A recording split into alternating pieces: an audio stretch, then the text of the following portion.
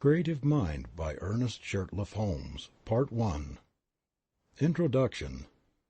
The hand of eternal progress is brushing the cobwebs from the corridors of time and is again revealing to the human race the mysteries of being. As there is nothing new under the sun, the searchlight of truth is bringing to light only what has been known to the few in all generations. The time is now come when the few must become the many. The whole world, from the least to the greatest, must know the truth, so that man may understand the great laws that govern his life.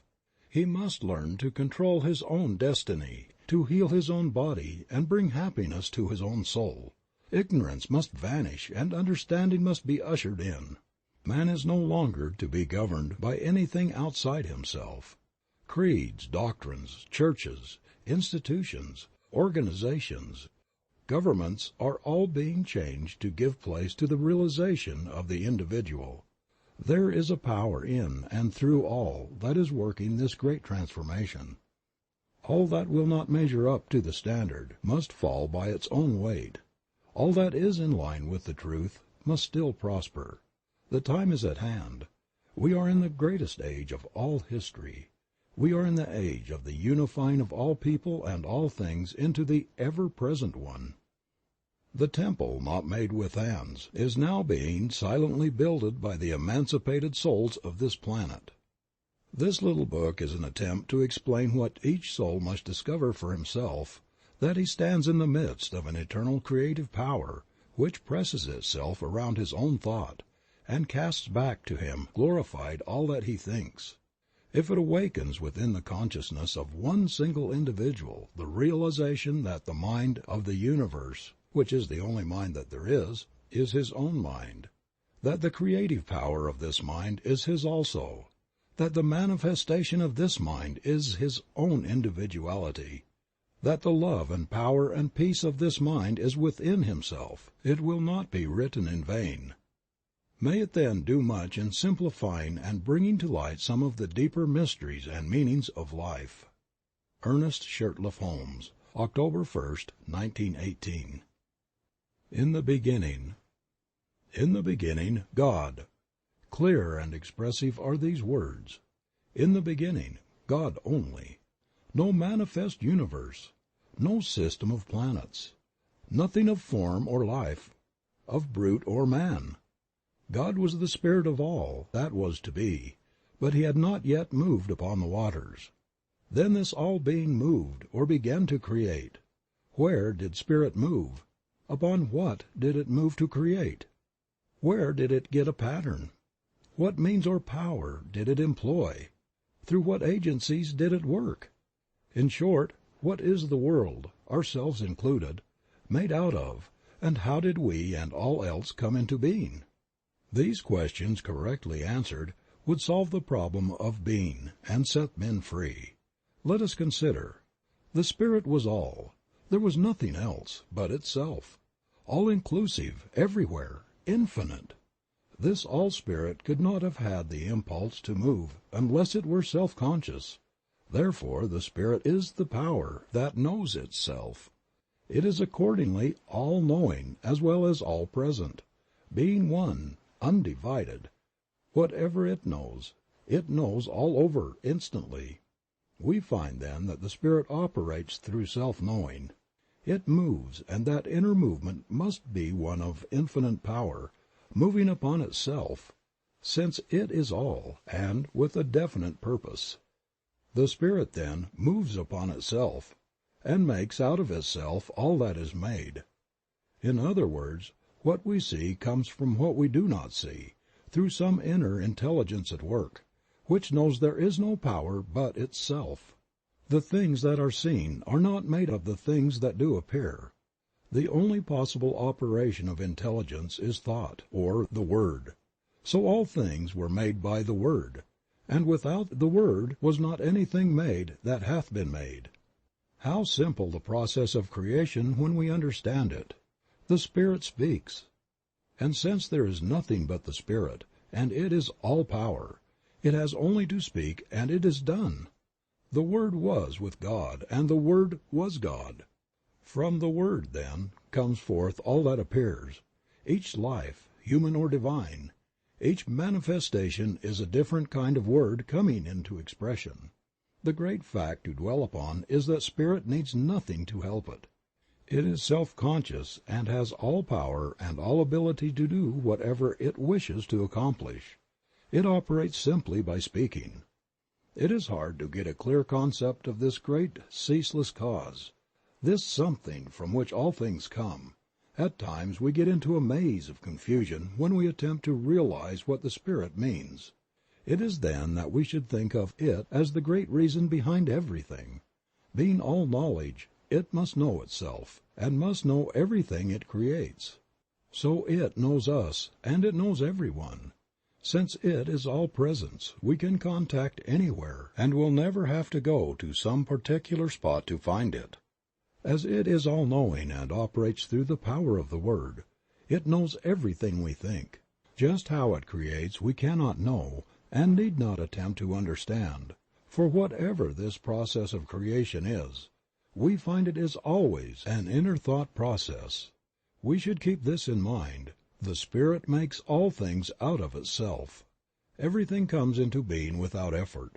And when we exert ourselves, we are not in accord with the creative spirit in the way in which it works. The impulse of the spirit to move must be caused by a desire to express what it feels itself to be: beauty, form, color, life, love, and power.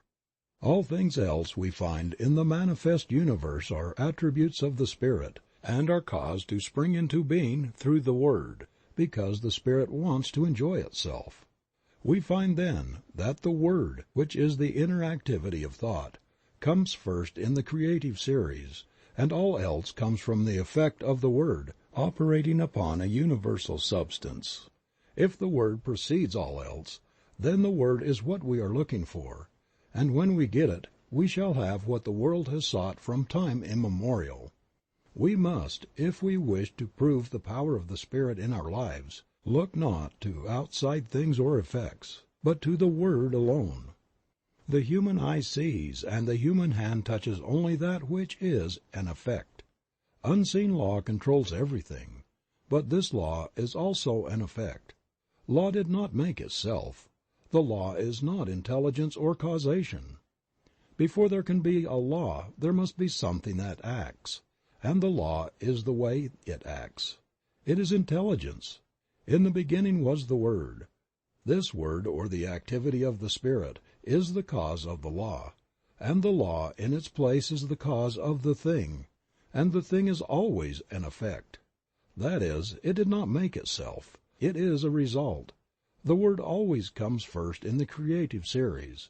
The Word was with God, and the Word was God, and the Word still is God. When we realize that man is like God, and he could not be otherwise, being made out of God, we realize that His Word also has power.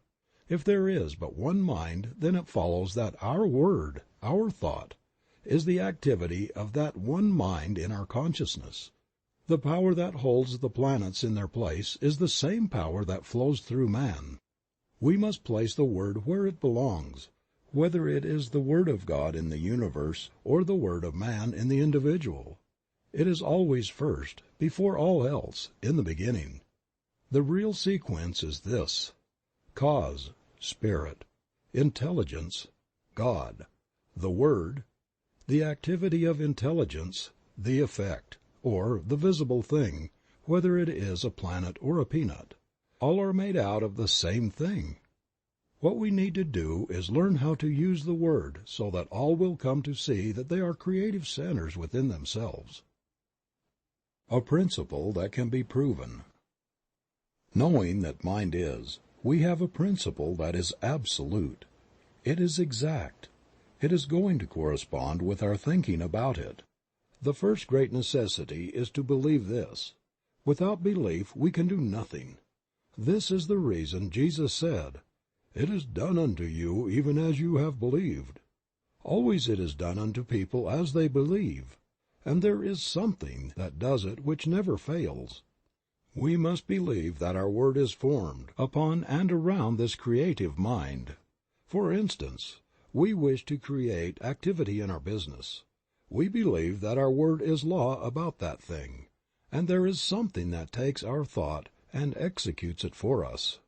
If we have accepted the fact that all is mind and that the thought is the thing, we shall see at once that our word is the power behind the thing, and that it depends upon the word or thought that we are sending out. So plastic is mind, so receptive, that the slightest thought makes an impression upon it. People who think many kinds of thought must expect to receive a confused manifestation in their lives. If a gardener plants 1,000 kinds of seeds, he will get 1,000 kinds of plants. It is the same in mind. The word going forth. Since this is true, everything depends upon our mental concepts. As a man thinketh in his heart, so is he. The Bible reiterates this statement, telling us many times of the creative power of thought. Jesus taught nothing else. He said, "The words which I speak unto you, they are spirit and they are life." The centurion coming to Jesus recognized the power of the words spoken by the latter. He said, "I also am one in authority." But his authority was on the physical plane, and he saw that Jesus had authority on a spiritual plane, for he said, "Speak the word only." The Bible also tells us that the word is not afar off, but in our own mouth.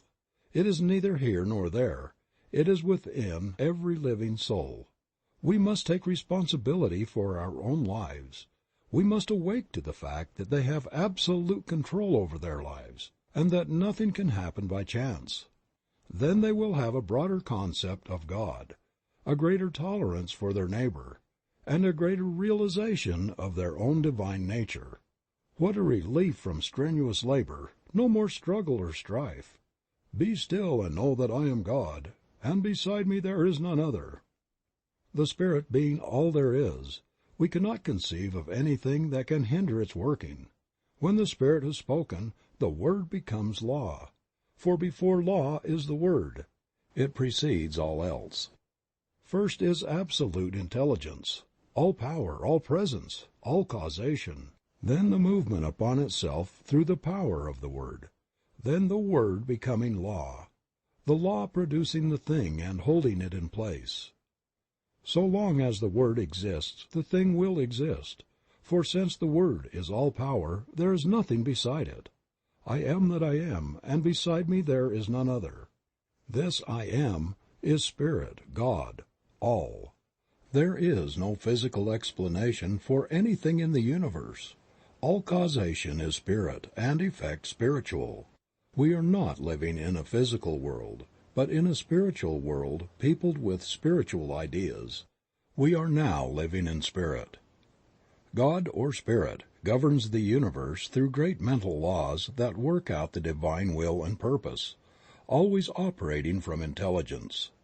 This intelligence is so vast, and the power so great, that our human minds cannot even grasp it. All that we can hope to do is to learn something of the way in which it works, and by harmonizing ourselves with it, to so align ourselves with Spirit, that our lives may be controlled by the great harmony that obtains in all the higher laws of nature, but has been very imperfectly manifested in man.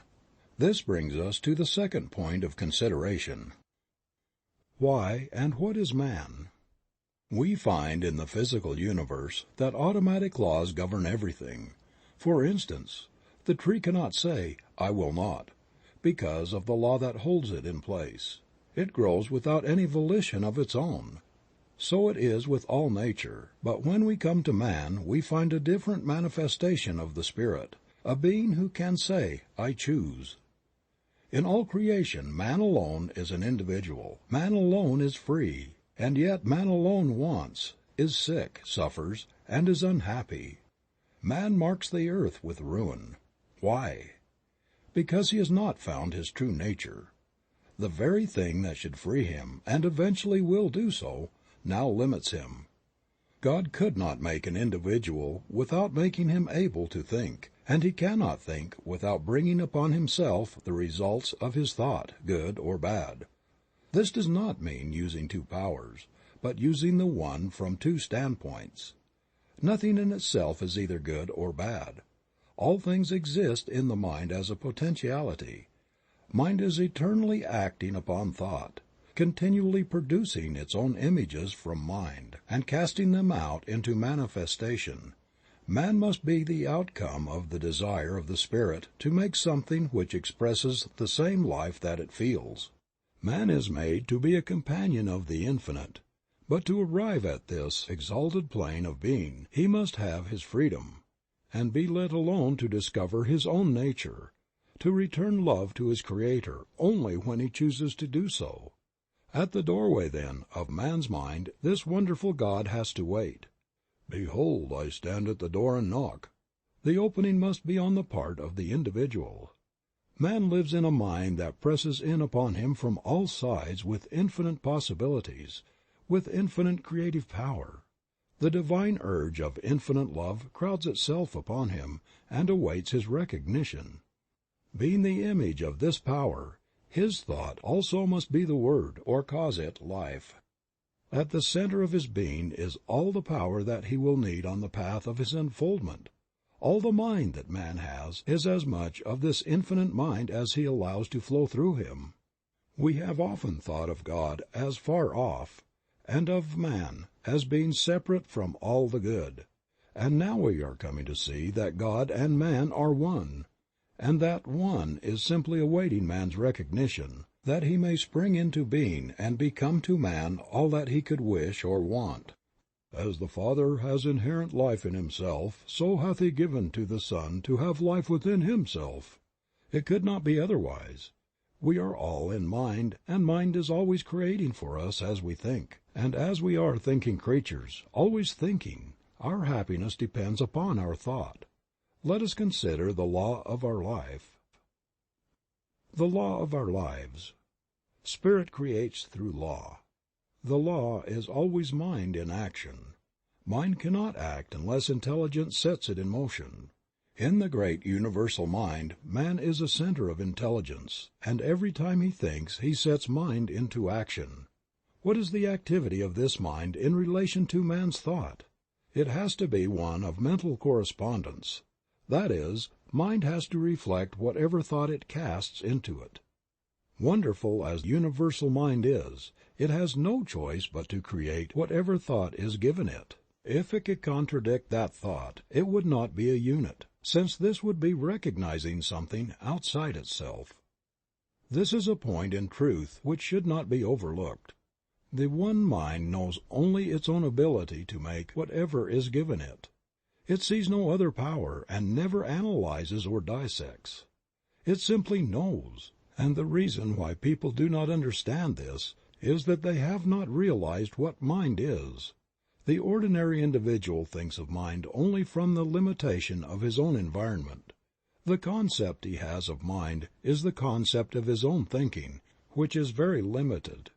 We are surrounded by an all-seeing, all-knowing mind, which is one and runs through all. The belief in the dual mind has destroyed practically all philosophies and religions of the ages, and will continue to do so until the world comes to see that there is but one. Whatever name is given it, there is but one. It is this one that creates for us whatever we believe. Our thought operative through this one produces all our affairs. We are all centers in this mind, centers of creative thought activity. There is nothing which appears in the manifest universe other than an objectified thought, whether it be a bump on your head, a growth on your foot, or a planet. It could not be there were it not made out of mind, for mind is all there is to make anything out of. Whatever is made out of it. Nothing exists or can exist without a source from which it springs. We are not dealing with a negative as well as a positive power, not two powers but one. A power that sees neither good nor evil as we see it. It knows only that it is all, and since it is all, it creates whatever is given it. From our limited standpoint we often think of good and evil, not realizing that, as yet, we do not know the one from the other. What we call good today, we may call evil tomorrow, and what we think to be evil today, we may tomorrow proclaim as the greatest good we have ever known. Not so with the universal power of mind. It sees only itself and its infinite ability to create. To the thinking person this will mean much. He will see that he is no longer living in a limited universe, a world of powers, but that he is immersed in an infinite creative medium which, because of its nature, has to create for him whatever he believes. Jesus understood this, and in a few simple words laid down the law of life. It is done unto all people as they believe. This is a great thing to keep in mind. It is done unto us. We do not have to do it. For it is done unto us of a power that knows itself to be all there is. Could we even believe that some material mountain would be moved, the power is there to do it. Without this belief there is no real impulse for the creative mind, and we do not get an affirmative answer. We must realize more clearly that this great power has to operate through us. Man's part. Creative mind cannot force itself upon us because we have the power of self-choice. It recognizes us when we recognize it. When we think that we are limited or have not been heard, it must take that thought and bring it into manifestation for us. When we look about us and see nature so beautiful, lavish, and so limitless, when we realize that something, some power, is behind all, and sees to it that plenty obtains everywhere, so that in all things manifest there is more than could be used, and when on the other hand we see man so limited, sick and sad and needy, we are disposed to ask this question: Is God good after all? Does He really care for the people of His creation? Why am I sick? Why am I poor? Little do we realize that the answer is in our own mouths, in the creative power of our own thought. The average person, when told the truth, will still seek some other way. God has already done for us, in a mechanical way, all that He can do, and having been given the ability, we will have to do for ourselves the rest. Yet the great power is always near, ready at any time to help, but we must use it according to its own nature in harmony with its laws. Man should learn that he himself is the center of this divine activity. Realizing this, he must seek more and more to utilize his own divine nature, and by doing so he will become more fully under the protection of the great laws that govern all life, manifest and unmanifest. Whatever man is, he must find that because he is made out of God, he must be of the same nature. This infinite one cannot know anything outside of itself, anything that would be a contradiction of its divine nature. Man's ignorance of his real nature binds him with his own freedom, until he comes to see things as they really are, and not as they appear to be. In the infinity of mind, which is the principle of all metaphysics and of all life, there is nothing but mind, and that which mind does. That is all there is in the universe. That is all there ever was or ever will be. This mind is acted upon by our thought, and so our thought becomes the law of our lives. It is just as much as a law in our individual lives as God's thought is in the larger life of the universe. For the sake of clearness, think of yourself as in this mind. Think of yourself as a center in it. That is your principle. You think, and mind produces the thing. One of the big points to remember is that we do not have to create. All that we have to do is think. Mind, the only mind that there is, creates. Few people seem to understand the nature of the law, and so think that they have got to do something, even if it is only holding a thought. Thinking or knowing is what does the thing. It will make it easier for us when we realize that we do not have to make anything, just to know that there is something back of the knowing which does the work for us. That person gets the best result who realizes that he can use this divine principle. He who can get the clearest concept of his idea, and who can rely on mind to do for him, keeping everything out of his thought that would contradict the supremacy of spirit or mind. By simply holding a thought we could not make anything, but knowing in mind, what can we not do? Bondage and freedom. Never get away from the fact that you are surrounded by such a power. It is the principle of demonstration. It knows every thought. As we send forth our thought into it, it does unto us. The person who is ignorant of this law must by that ignorance be bound by his thought, by his human beliefs. One who understands will begin to break these ties that bind him. One by one he will destroy every negative thought until at last he is able to think what he wants to think, and so he frees himself by the use of the same power that at one time bound him. We must destroy all thought that we would not see manifest and hold to that which we would see, until we receive the affirmative answer. Never struggle. Mind makes things out of itself. There is no effort made. Don't think that there is so much to be overcome. Have only a calm sense of perfect peace as you realize that God is all, and that you are using the perfect law, and that nothing can hinder it from working for you. Many people are learning to do this, and no one has yet failed to demonstrate who has been steadfast, using the law in a consistent and persistent trust. All that we have to do is to provide the right mental and spiritual attitude of mind, and then believe that we already have, and the reward will be with us. We shall see it. The time will come when we will not have to demonstrate at all, because we will always be living so near to the law that it will do all for us without much conscious thought on our part. So when you say, "I am poor, sick, or weak," I am not one with the creative mind. You are using that creative power to keep yourself away from the infinite. And just as soon as you declare that you are one with God, there is a rushing out to meet you, as the Father rushed out to meet the prodigal son. The Spirit seeketh, but as long as your mind thinks in the terms of conditions you cannot overcome. The difficulty comes from our inability to see our own divine nature and its relation to the universe. Until we awake to the fact that we are one in nature with God, we will not find the way of life. Until we realize that our own word has the power of life, we will not see the way of life. And this brings us to the consideration of the use of the Word in our lives. The Word. The Word was with God, and the Word was God. The Word is nigh thee, even in thy own mouth, that thou shouldest know it and do it.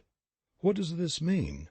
It clearly states that whatever power there is in the Word, and it says it is all power, is also in our own mouths. There's no avoiding the fact that the Bible claims for man the same power in his own life and his own world that it claims for God. In the lives of the majority, men do not realize that the Word is in their own mouths. What Word? Little do we realize that this Word which they are so earnestly seeking is every word they hear, think, or speak. Do we who are endeavoring to realize the greater truths of life always govern our words? If any word has power, it follows that all words have power. It is not in the few moments of spiritual meditation that we demonstrate, but we bring out the possibilities of the hidden Word when we are allowing our thoughts to run in any direction, not in the short time spent in silence, but in the long hours stretching themselves into days, months, and years. Are we always using the Word? An hour a day spent in silent meditation will not save us from the confusion of life. The 51% of man's thinking is what counts. It is easy when we are alone to brave the storms of life. Surrounded by our own exalted atmosphere, we feel the strength of the infinite. We rise in spirit. We think we are experiencing the ultimate of truth, that all things are ours. These moments in a busy life are well spent, but must be unavoidably brief. But what of the rest of the day? What of the busy street, of the marketplace, and of all the daily contact with life? Do we then obtain? Do we keep on in the same even way, or do we fall before the outer confusion of our surroundings? Are we still creating the Word and setting it afloat in the great ethers of life?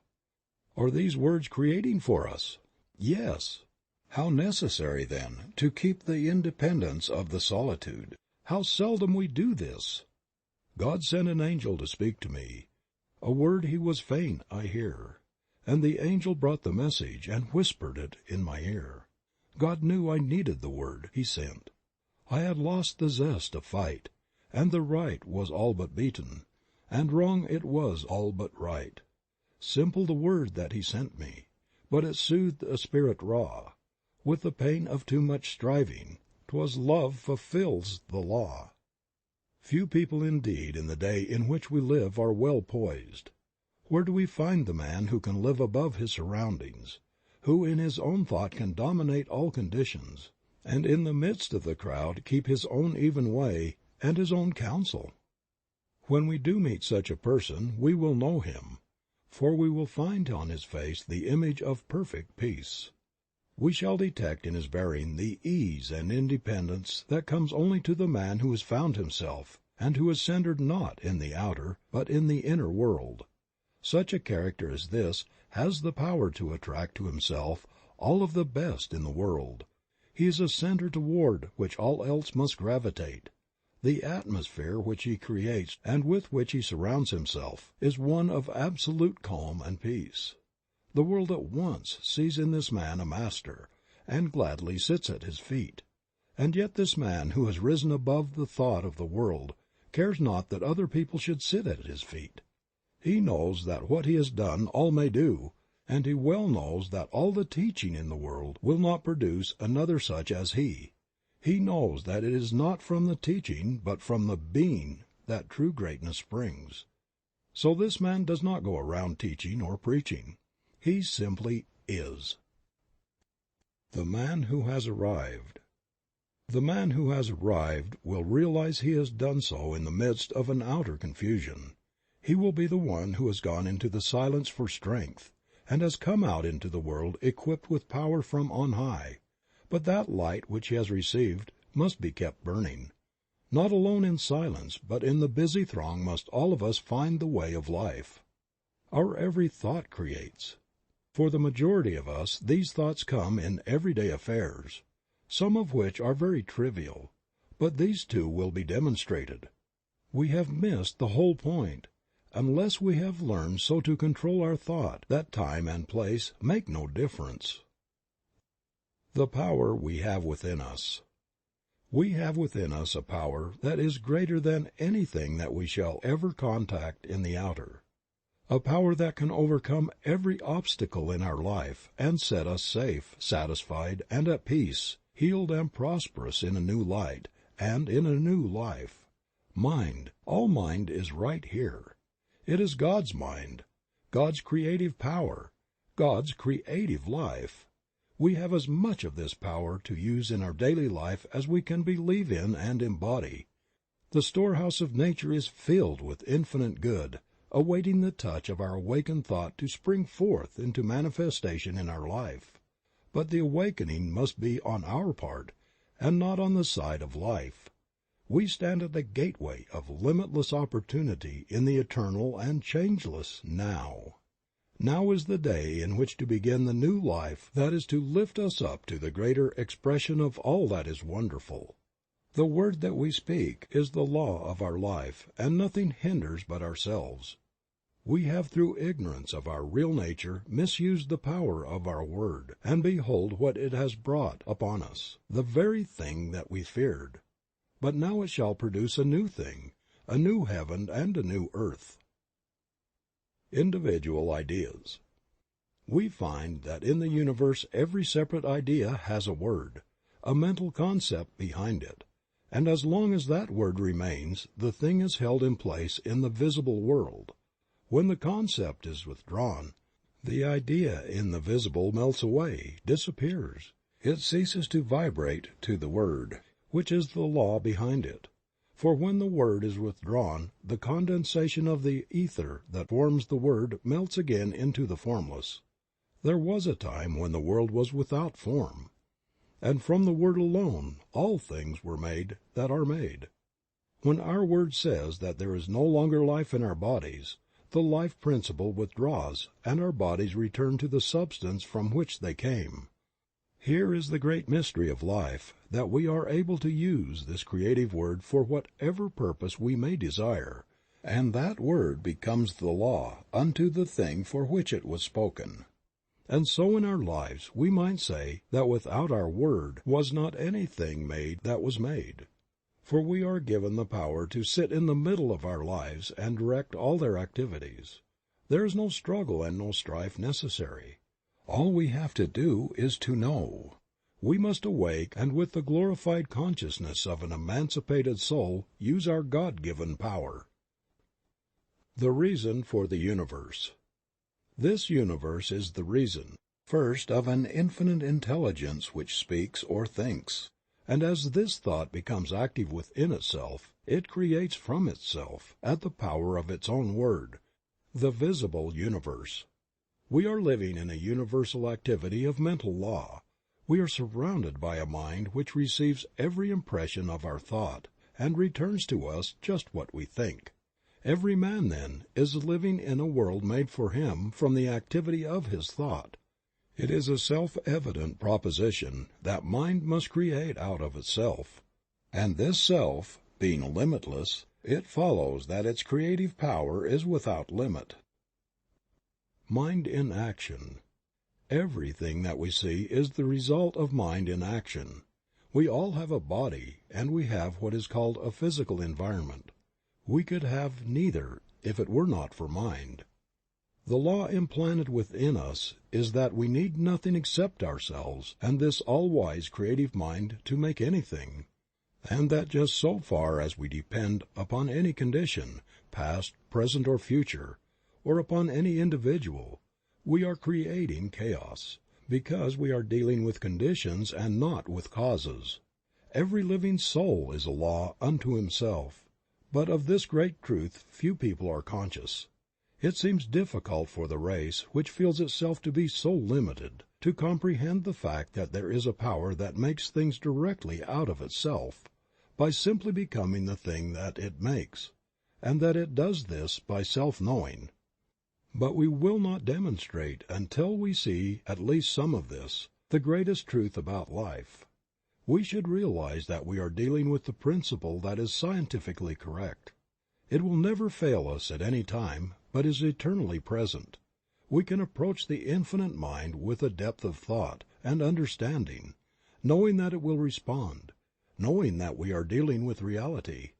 Jesus, who saw this very clearly, laid down the whole law of life in a few simple words. "It is done unto you as you believe." We do not have to do it. It is done unto us. It is done by a power that is all. Could we believe that a material mountain would be moved, it would be done unto us. But unless we do believe, there is no impulse for the creative power, and we do not receive. Life externalizes at the level of our thought. Action and reaction. There is something that casts back at us every thought that we think. "Vengeance is mine, I will repay, saith the Lord." It is a statement of eternal truth and correspondences against which nothing can stand. And whatever man sets in motion in mind will be returned to him, even as he has conceived within himself and brought forth into manifestation. If we wish to transcend old thoughts, we must rise above them and think higher things. We are dealing with the law of cause and effect, and it is absolute. It receives the slightest as well as the greatest thought, and at once begins to act upon it. And sometimes, even when we know this, we are surprised at the rapidity with which it works. If we have been misusing this law, we need not fail. All that we have to do is to turn from the old way and begin in the new. We will soon work up out of the old law into the new which is being established for us. When we desire only the good, the evil slips from us and returns no more. Arriving at a high consciousness. The best way to arrive at the highest consciousness is to have a great faith in the willingness and the ability of life to do all for us, by working through us. We must believe in the inherent goodness and all-powerfulness of the Spirit of Truth, and so every path leads us back to the one point, and we must learn to realize the near presence, the great reality. There, through the door of our own thought, we enter into the universal consciousness, into a complete realization of life and truth, of love and beauty, and as we sit in the silence of our own souls and listen, it will be the greatest thing that we will ever do. In that completeness we are not lost, and yet we are found. This is what is meant that a man must lose his life in order to find it. We are lost to the human and found in the divine. We realize that we are one with the cause. Other suggestions. Nearly all people are controlled by outer suggestions and not by inner realizations. Ordinarily, man thinks only what he sees others do, and hears others say. We must all learn so to control the inner life that outside things do not make an impression upon our mentalities. As we are thinking beings and cannot help thinking, we cannot avoid making things happen to us. And what we need to do is so to control our thought process that our thinking will not depart from the realization of that which is perfect. Man is governed by a mind which casts back to him every thought he thinks. He cannot escape from this, and need not try. It would be useless. The laws of the mind are simple and easy to understand. The trouble with us has been that we have laid down great obstructions, and then have tried to overcome them. Stop trying. Stop struggling. Begin to be calm, to trust in the higher laws of life. Even though you do not see them, they are still there. Did you ever see the law that causes a plant to grow? Of course you did not. And yet you believe in this hidden law of growth. Why do you believe? Simply because every year out of the seed time comes a harvest.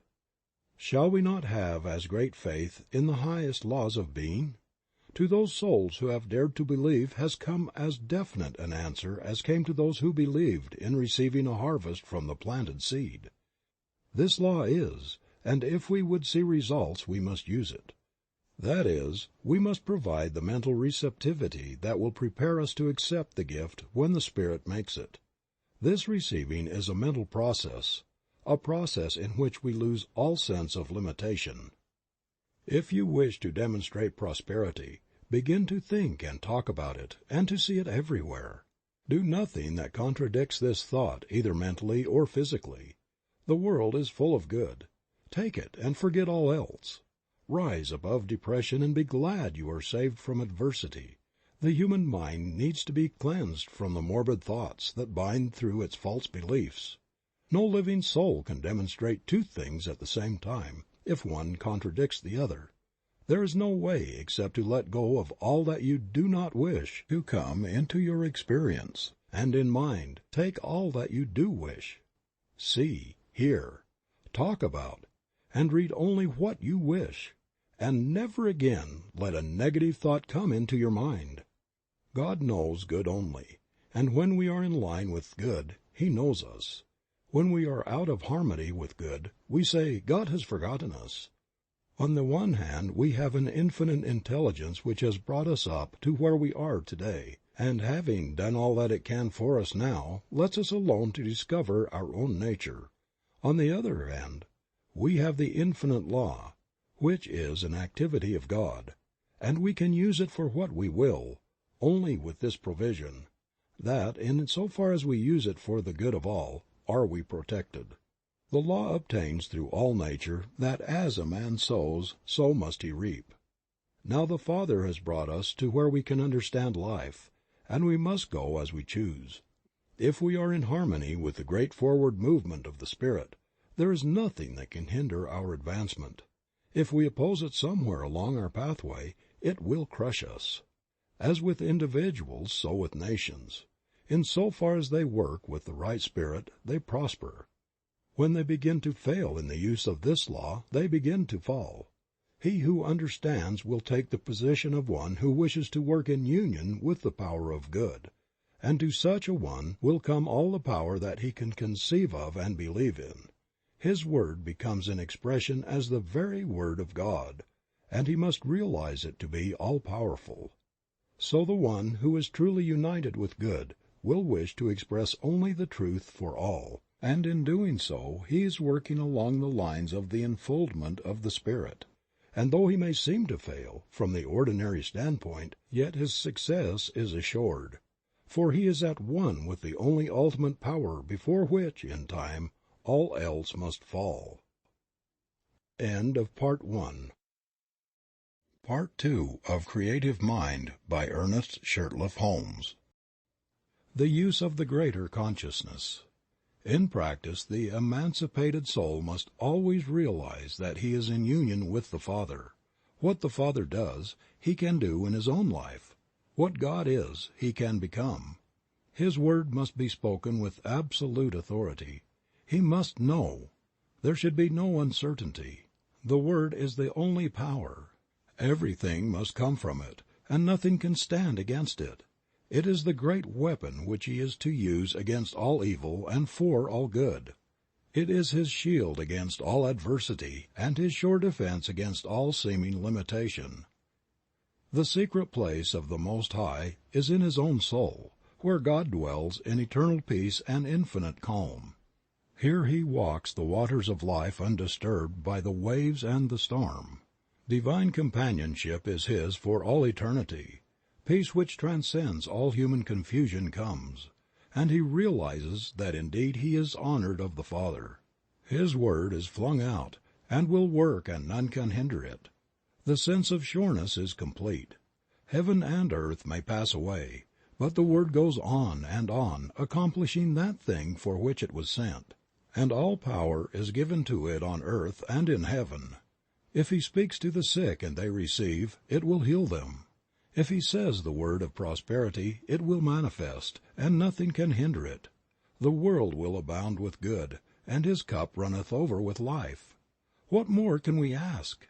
What greater realization of life than to know that God is with us?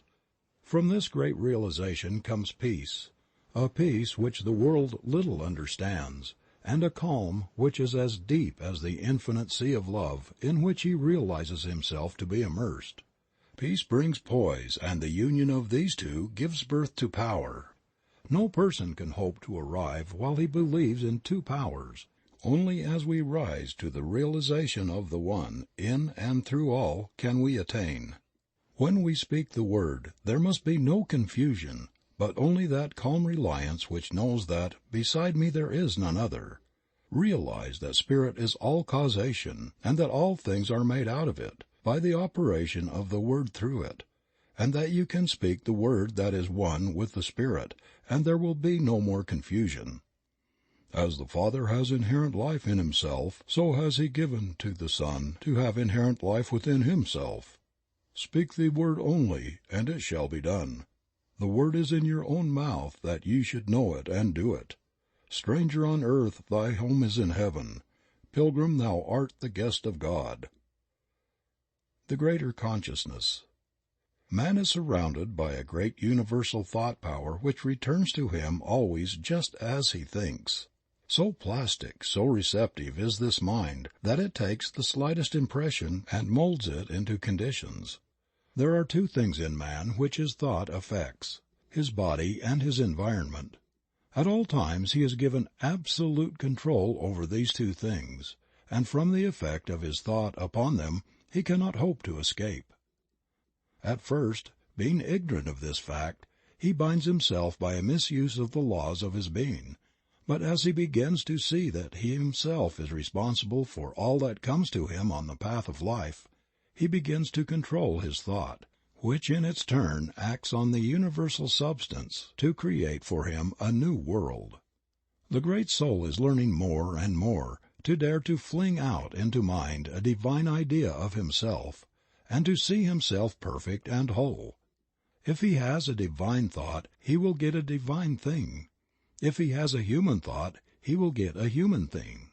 He will receive whatever his innermost thought embodies. And so we find in the Bible twice repeated these words, "To the pure thou wilt show thyself pure, and to the forward thou wilt show thyself forward. It is done unto all as they believe." We often wonder why it is that we are not making better demonstrations. We look about and observe that some are getting wonderful results. They are speaking the Word, and people are being healed. We see others struggling along with the Word, and nothing seems to happen. And when we inquire into the reason for all this, we find it to be very plain indeed. All is mind, and we are mental. We are in mind and can only get from it what we first think into it. We must not only think, but we must know. We have to provide within ourselves a mental and spiritual likeness for the thing desired. The reason why so few succeed then must be because they have not mentally really believed to the exclusion of all that would deny the thing which they believe in.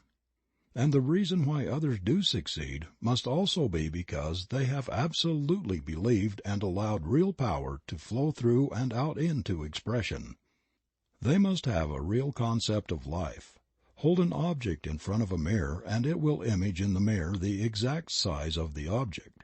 Hold a thought in mind and it will image in matter the exact likeness of the thought. Let us take this image which we hold before a mirror and change it ever so slightly, and there will be a corresponding change in the reflection. It is just the same in the mental world. Whatever is imagined is brought forth from mind into manifestation. We must not deny that which we affirm. We must reason only from that cause which is spiritual and mental, and weed out all thought that would deny its power in our lives. There seems to be something in the race thought that says man is poor, man is limited, that there is a lack of opportunity, that times are hard, that prices are high, that nobody wants what I have to offer. No person succeeds who speaks these ideas. When we express ourselves in this way, we are using a destructive power. All such thoughts must go, and we must all realize that we are an active center in the only power there is. We must get the perfect vision, the perfect conception. We must enlarge our thought until it realizes all good, and then we must swing right out and use this almighty power for definite purposes. We should daily feel a deeper union with life, a greater sense of that indwelling God, the God of the everywhere within us. When we speak into this mind, we have sown the seed of thought in the Absolute, and may rest in peace. We do not have to make haste, because it is done unto all as they believe. In that day that they shall call upon me, I will answer. People will often ask, what is the best method for demonstration? There is but one answer to that question. The Word is the only possible method of demonstrating anything. The Word really felt and embodied in our thought. Then the Word becomes flesh and dwells among us, and we behold and experience it. We will ask for no other way when we understand this. The person who does not understand these laws will be likely to say that this is presumptuous, that it is even sacrilegious. But this comes only from a lack of understanding of the fact that all is governed by law, and that all law is impersonal and universal. We have just as much right to use spiritual law as to use the so-called physical laws. Strictly speaking, there's no such thing as a physical law, as all things are spiritual, and all law is a law of the activity of the Spirit. The greatest use of these laws will always come to that soul who is the most deeply spiritual, as such a soul comes the nearest to using law as God uses it. So to the really great soul there must come a very close relationship with the invisible God. This relationship cannot be expressed in words, but only in inner feeling which transcends the power of words to express. God must become the great reality, not simply as the principle of life, but more as the great mind which knows, and which at all times understands and responds. To say that God does not understand our desires would be to rob the divine mind of all consciousness and place God lower in the scale of being than we ourselves are. On the other hand, we must be careful not to believe that God thinks evil and understands that which is not perfect, as then we would have an imperfect being for the first cause. We should more and more learn to think of things in the absolute, that is, to think of things as not limited by conditions. Realize at all times that the Spirit makes things out of itself, and needs no beginning except its own self-recognition. Then we must cognize our relation to this great power as one of absolute correspondence. What we think into it, it takes up and does for us as we think. It should not be an effort so to think. We should do so with ease, without strain. The law must return to us. We have no responsibility except to provide the proper channel. It can return only in the exact way that we think. If we think struggle is the reality, we shall gain our demonstration, but struggle will have to be the result. There is a law of reflection between mind and the one who thinks, and it is not only what a man thinks, but also how he thinks, that shall be done unto him. If you believe absolutely that you can do a certain thing, the way will always be open for you to do it. If also you believe that time will have to elapse, then you are making a law, and time will have to elapse. If, on the other hand, you believe that mind knows just how and never makes mistakes, but lets it be done unto you, then it will be done. Confusion brings more confusion. Peace begets more peace. We cannot imagine the Great Spirit hurrying or worrying, fretting or trying to make anything happen. The only reason we worry and fret is because we have thought there was some other power which could bring confusion. Such is not the case. There is but one, and we are always using that one, but using it according to our belief. This is our divine birthright. Nothing hinders it but ourselves. Remember that since all is mind, you cannot demonstrate beyond your ability to comprehend mentally, that is, beyond your ability to know about a certain thing. For instance, suppose you wish to heal someone who is sick. Your ability to do this will depend entirely upon your ability to see perfection mentally, coupled also with the realization that your word destroys everything unlike itself.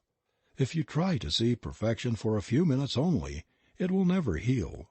Your thought goes on at all times, and in the moments when you least realize it, conditions are being molded for you. It is not enough to declare consciously for the truth. The truth must be believed or no good results will be forthcoming. The perfect universe. The one who desires to heal must stop seeing, reading about, discussing, or listening to conversation about sickness. There is no other way under the sun except as we let go of that which we do not desire and take that which we wish to have. There is too much of this deceiving ourselves into thinking that we can do two ways at once. We may deceive ourselves and possibly other people, but the law remains the same, the law of mental correspondence and nothing else. We cannot go beyond our ability to realize the truth. Water rises only to its own level.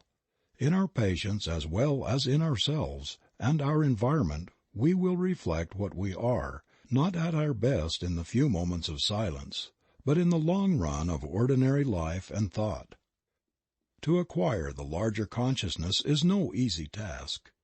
All that we have believed in which contradicts the perfect whole must be dropped from our thought, and we must come to realize that we are now living in a perfect universe, peopled with perfect spiritual beings, each of which, coupled with the great divinity, is complete within himself. We must see that we are one in the Great One, and then we will not separate or divide, but unite and add to, until in time we will find that we are living in an entirely different world from that in which we had once thought we were living. Of course, this will meet with much opposition from those unenlightened souls whom we must contact in the world. But what of that? Remember, the great man is the one who can keep in the crowd the calm, even thought, the deep, divine reliance on principle. And more, this is the only way to help or save the world. In time, all people will come to the same understanding. You are lifting up the standard of life, and those who are ready will follow.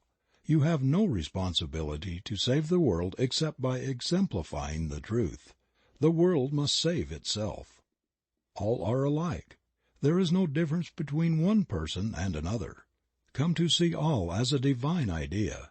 Stop all negative thought. Think only about what you want, and never about what you do not want, as that would cause a false creation. Too much cannot be said about the fact that all are dealing with only one power, making and unmaking for man through the creative power of his own thought. If there is something in your life that you do not want there, stop fighting it. Forget it. About struggle, karma. There is too much struggle coming into the metaphysical thought. Often we hear some seeker after truth say, "I have a big fight ahead." Oh, foolish and untaught, how can you hope to enter in? The kingdom comes not from without, but from within, always. Stop all struggle and wait upon the sure principle that creates whatever it wills, because there is nothing to oppose it. As long as we think that opposition exists, we are blocking the way for the clearer vision. Those that take up the sword must perish by it, not because God is a jealous God, but because that is the way the law must work. Cause and effect must obtain everywhere. Do not even fuss about your karma. Too often we hear people say, "This is my karma." This may be true enough, but how many people know what they mean when they use the word karma? Do you realize that your karma is nothing but your false thinking, and that the only way to escape it is to think the truth, and that brings in the higher law? When the greater comes in, the lesser leaves, because there's no longer anything to give life to it. The past is gone when we learn to forgive and to forget. This erases from mind all that is held against us, and even our sins are remembered no more against us forever. Fate is in our own hands, and when we will rise to that pure atmosphere where we see things in their completeness, and know that an all-wise power is behind it all, we will see that the infinite mind could wish for us only that which expresses itself in limitless terms. The whole trouble has been that we reason as men and not as gods. "I say ye are gods, and every one of you sons of the Most High." The great law of life is thinking and becoming, and when we think from the lofty heights of the Spirit, we will become great, and not until then. Do not try to convince anyone of the truth. That will bring confusion. Truth is just as much as God is, and the whole world is coming gradually into the realization of it. Keep the truth within your own soul. Lift your own self above the confusion of life, and then people will believe. So all our thought is to be created in the realization of the one becoming the many, without struggle, without fear, stripped of all that denies the truth. How limited we are, how little our thought, how the human race rises in the morning, plods off to the day's work, plods home at night, sore and tired, eats and sleeps, works and dies. As has been said of man, man works hard to get money to buy food, to get strength to work hard, to get money to buy food, to get strength to work hard, to get money, etc. This was never intended. It is the curse imposed on the man who believed in two powers, one of good and one of evil. To us there has come a greater vision, and to those who believe and act as though it were true, it is proving itself. We must turn from all human thought and experience. We are not downtrodden, depraved, and miserable sinners, born in sin and conceived in iniquity and shame, some to go to heaven and some to hell, and all to the eternal glory of God. This is a lie. It always has been and always will be. But as long as we believe in a lie, it seems to be present with us. Man is born of the Spirit of God Almighty, is pure, holy, perfect, complete, and undefiled, is at one with his eternal principle of being. Many people are finding this out, and as a monument to its truth, millions are daily proving it for themselves. Somewhere down the path of human experience we will all awaken to the realization that we ourselves are heaven or hell. We live in spirit, awaiting the touch of thought that believes. All people look, a few see. Part 2. Practice. Introductory. The one who wishes to practice metaphysics must first, last, and all the time realize that he himself is a center of the divine activity. He must know that whatever God is in the universal, He is in the world in which he lives. He must know that all things are made out of spirit, which is first cause. Nothing comes before spirit. Operating upon itself, out of itself, it makes what it will out of its own perfect desire. He must think of the Spirit as the Father of his own life, eternally bound to Him, eternally binding him to it. He must know that the Spirit not only can manifest through him, but that it wishes to do so. The Father seeks such to worship Him. The practitioner who understands the truth knows that as long as God exists, he will exist, that he could no more become non-existent than God could. Walking, talking, moving in God, He must not only see the Divine Being as the great unknown cause, but he must go a step further and see God as the great self-knowing, understanding power of infinite intelligence, thinking through his own thought and willing into his own life all power and all good. More than this, God must become within his own soul the greater self, the inner life, the inner light that is to light his path with sure step to the attainment of the greater ideals.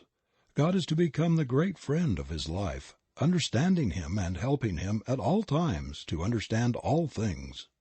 No more books, no more teachers, no more preachers, creeds, or candlesticks will he ever need.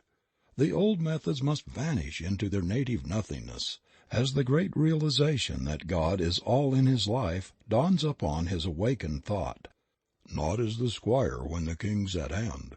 Withdraw the stars when dawns the sun's brave light. He must know that not height nor depth nor any other thing can come between the soul and its perfect Creator. Too long have we listened to people. Now our own soul shall speak in a language that is unmistakable.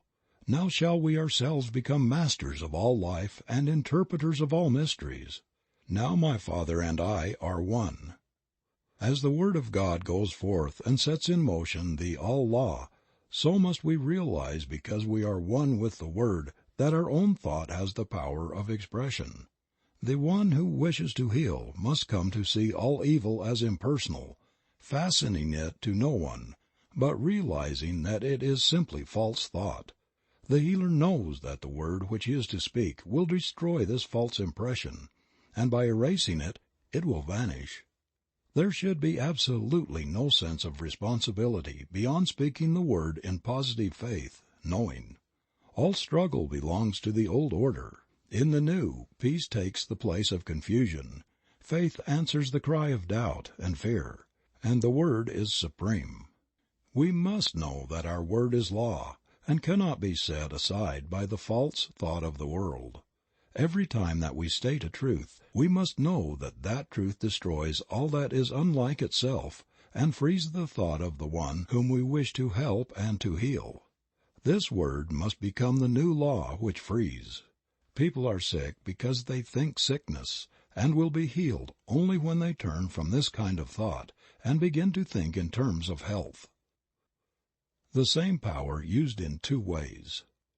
There is only one power, but we use it in two ways, either to destroy or to save.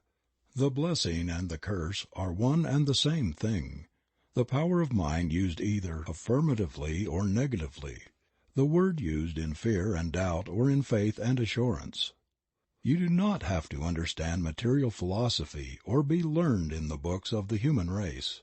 All these things may be good in their place, but to one who understands the greater laws of life they are as simple babblings. An infant crying in the night, an infant crying for the light, and with no language but a cry.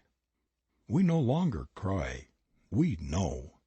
We no longer ask if there be a God, or if we dare to speak to Him lest we die.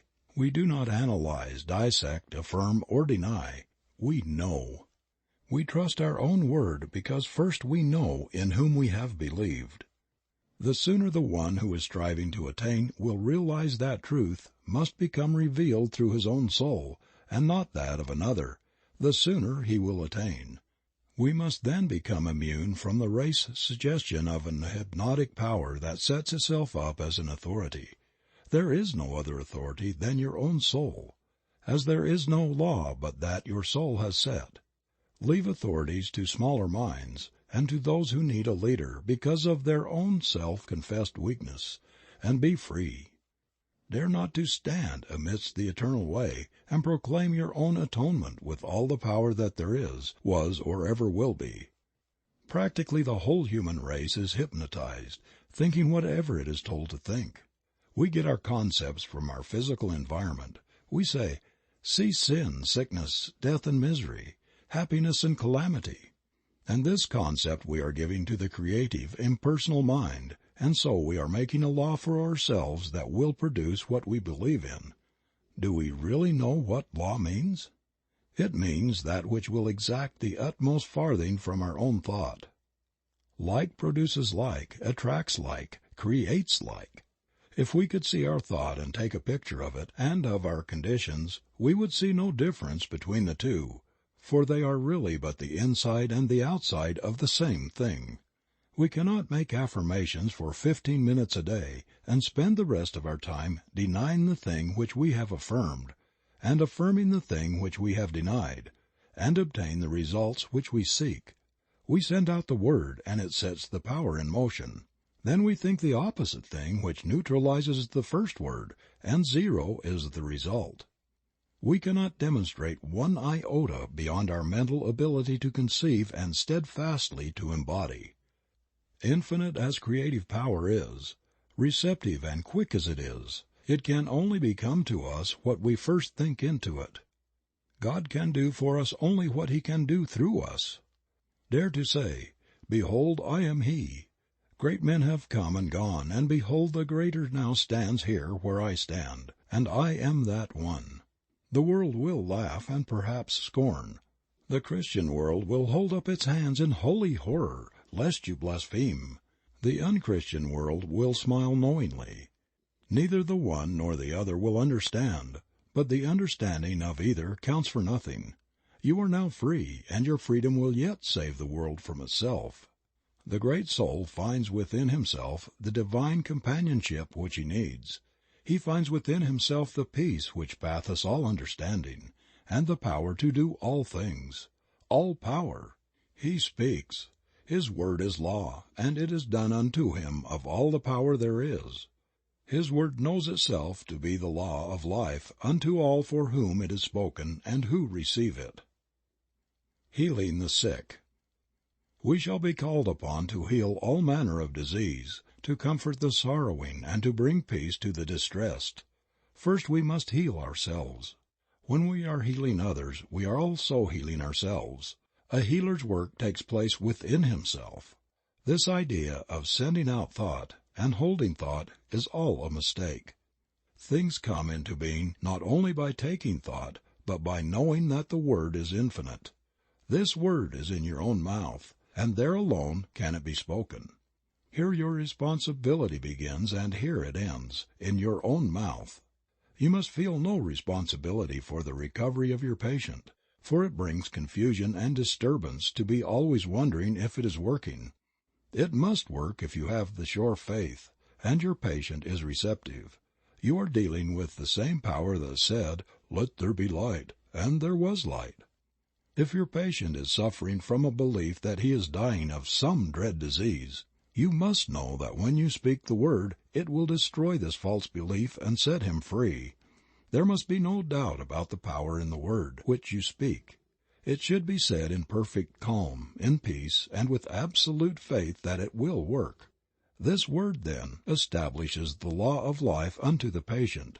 It casts out all fear. It destroys all false sense of material life and realizes that all is an expression of a perfect God, and so leaves nothing that can sin, be sick, suffer, or die. When you are as sure of this as that you breathe, when you truly know within yourself, your patient will be healed, provided he also believes. If he does not believe, it is not your fault, and you will have done for him all that can be done. Denials.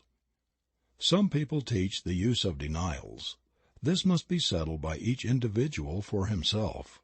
Here and at all times we must settle every question from within and not from without. No living soul can say how another should or should not work. Be aware of the danger of a self-appointed authority.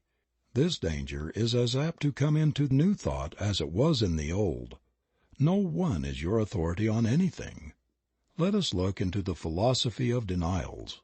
We find that many people teach and practice them, and we do not wish in any way to criticize them. Their reasoning is this: all disease is an image of thought held in mind until it appears in the body. It is true that without the ability to think, man could not be sick. If he thinks a sick thought, it will make him sick. When he changes his thought and thinks health, he is healed. It is taught that since sickness is negative thought, it must be counteracted by a positive thought, and that the best way is to deny the sick and affirm the positive thought. For instance, There is no matter, and nothing can be the matter. This man has no material stomach. He is spiritual and not material. His lungs are not made of matter. They are spiritual ideas. I deny that man can be sick or suffer or die. All this may be accurate. Man is a spiritual idea, and so must be perfect in his real nature. But there is a question if this is the better way. When we look into the creative way of the Spirit, we find it impossible for denial to enter, as the Spirit recognizes no opposite to its own nature. It knows that I am, and beside me there is no other.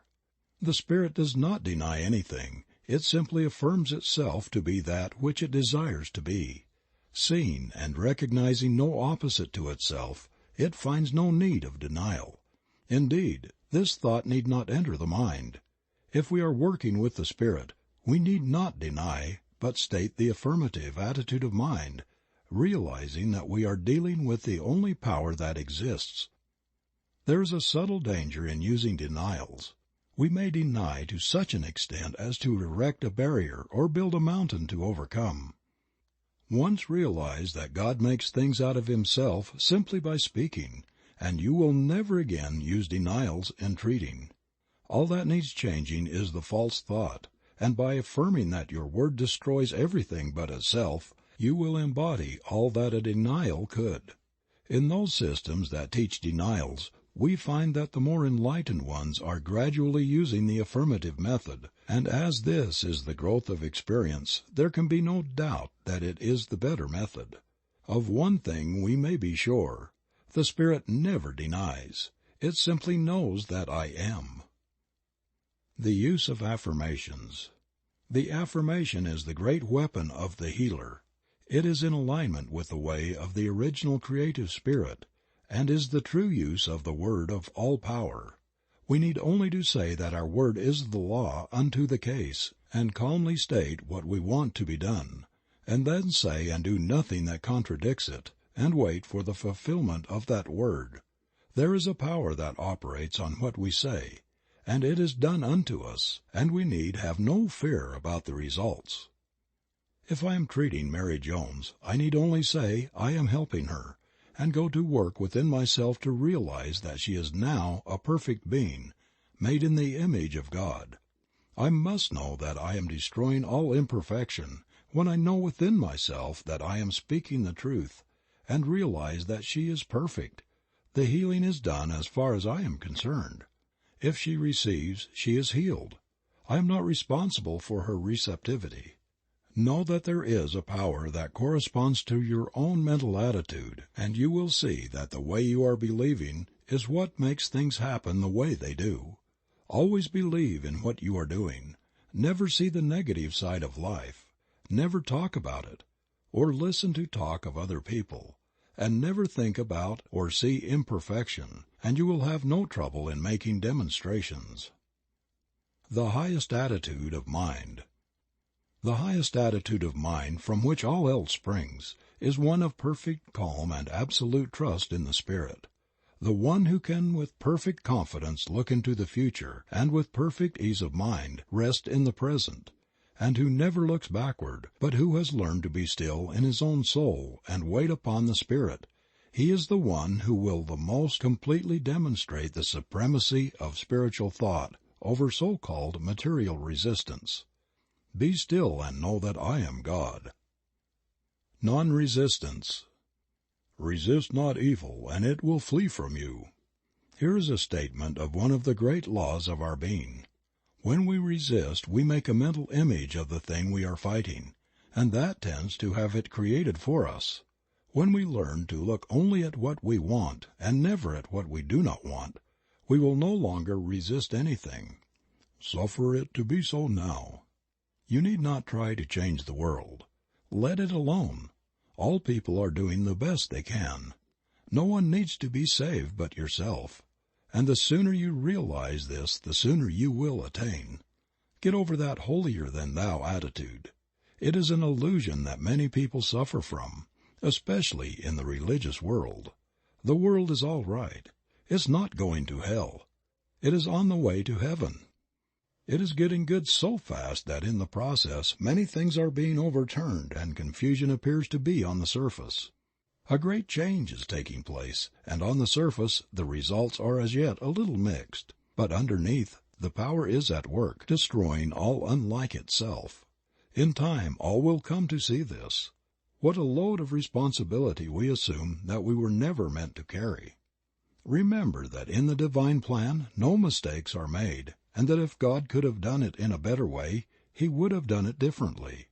No souls are lost, for all live and move and have their being in Him, and God is not a God of the dead, but of the living, for in His sight all are alive. Too long have we believed the negative simply because we have allowed ourselves to become hypnotized by a few strong-minded people, and by those who have imposed upon the race a mass of false philosophy. Be alive. There is no place in the new order for dead ones. The true metaphysician is alive to all that is useful. Filling his place in the events of the human race, he takes part in all its labor and in all its fun. Pessimism must be relegated to the scrap heap. There is no place among the living for the dead. Let the dead bury their dead. Follow thou me. Do not hesitate to enter into the game of life, but do so with a zest and enthusiasm that overflows with life. Fill yourself with the radiance of a life running over with power and usefulness. Then shall the world see your light. People in the new thought above all others should enter into the business world, into educational vocations, into politics, into every walk of life, and there prove before a waiting world, tired of itself, that a man's a man, with this difference, not a son of man, but a son of God. Be happy. How can we hope to make a world see the right way unless we overflow with joy? The world has now too many sad faces. We see them everywhere, that resigned look that seems to say, "One rebuff more or less makes no difference. I am already so sad that nothing matters. I can bear it." This was all right when we thought everything was all wrong, but now we know that all's well with the world. We must get over this depression which robs us of the power of attraction of the good things of life, and enter in. The man who is always glad will surround himself with people who are happy, and life will be a continual enjoyment. This robs no one. It does not make a race of irresponsible people. It makes a world of joy, a world that is good to live in. No one wants to associate with the dead. People are looking for a more abundant expression of life, not for depression and fault-finding. Find fault with no one, and more than this, find no fault with yourself. Get over the thought of condemning people and things. People and things are all right. Let them alone and enjoy life. Your very atmosphere will cheer and uplift the people who contact you, and a new life will enter into them, overflow. As it is given to me to perceive, I most certainly believe, when a man's glad plumb through, God's pleased with him, same's you. Live in the present. Life is for us today. There will be no change for tomorrow unless we do the changing today. Today we are setting in motion the power of tomorrow. Today is God's day, and we must extract from it what of life we are to live. Tomorrow, in the divine course of events, will care for itself. The soul that learns to live in the great gladness of today will never weary of life, but will find that he is living in an eternal here and now. Now all good is his. Now all life, truth, and love are his. Now he has entered in, and the good things of life are his today. Lord, for tomorrow and its needs I do not pray. Make me do thy will just for today. Let your soul sing today, and the song that comes tomorrow will be all the sweeter. It will ring out over the vistas of time with an unmistakable clearness. Here is a soul who knows himself and has found life within himself, who has met God today. No more waiting, no more longing, no more weary roads to travel. He has arrived. The goal is won and peace has come at last. Today. See good in all things. Learn to see God in all manifestation, in all people, through all events. The ordinary person sees only the lump of matter. Not so with the awakened soul. He sees in all things the divine mind at work, molding out into expression what it feels itself to be of life, of color, of form and beauty. There are some disillusioned ones who claim that what we see is all false, and that the so-called material universe is an unreality. What a mistake! What we see is the body of God, full, free, complete, whole. A primrose by the river's brim, a yellow primrose was to him, and it was nothing more. He never saw the idea behind. It was seen only as matter, matter, matter. Yet what he could have seen was God's thought of himself coming out into wonderful beauty and color and form, the Infinite One manifesting in an infinite variety of forms. What do you see when you look upon the human form, the crowning glory of God's perfect creation? Matter, matter, matter? Flesh, blood, and bones? Indeed, these may be passing into expression, but what of the idea? What of the reality of the body? This body of ours is as real as God is real. It would not be if it were an illusion. The very touch of the flesh should send a thrill through the whole body, bringing up its vibration to a higher pitch, to a finer form. The body is not one mass of pollution. It is the temple of the living God, and should be so thought of. Too long have we condemned it, and now we must free it by reversing the process. Of all things on earth, the human body is the most beautiful, the most wonderful, and the most godlike. If you do not love your brother whom you have seen, how can you love God whom you have not seen? Human magnetism is not hypnotism. It is the divinity of man in expression. And when we learn to convert human passion into divine love, to transmute the lower into the higher, we shall have with us a power of attraction against which nothing can stand. He who hath ears to hear, let him hear. When we behold a beautiful sunset, we should see the wonderful thought of God, the radiance of His presence.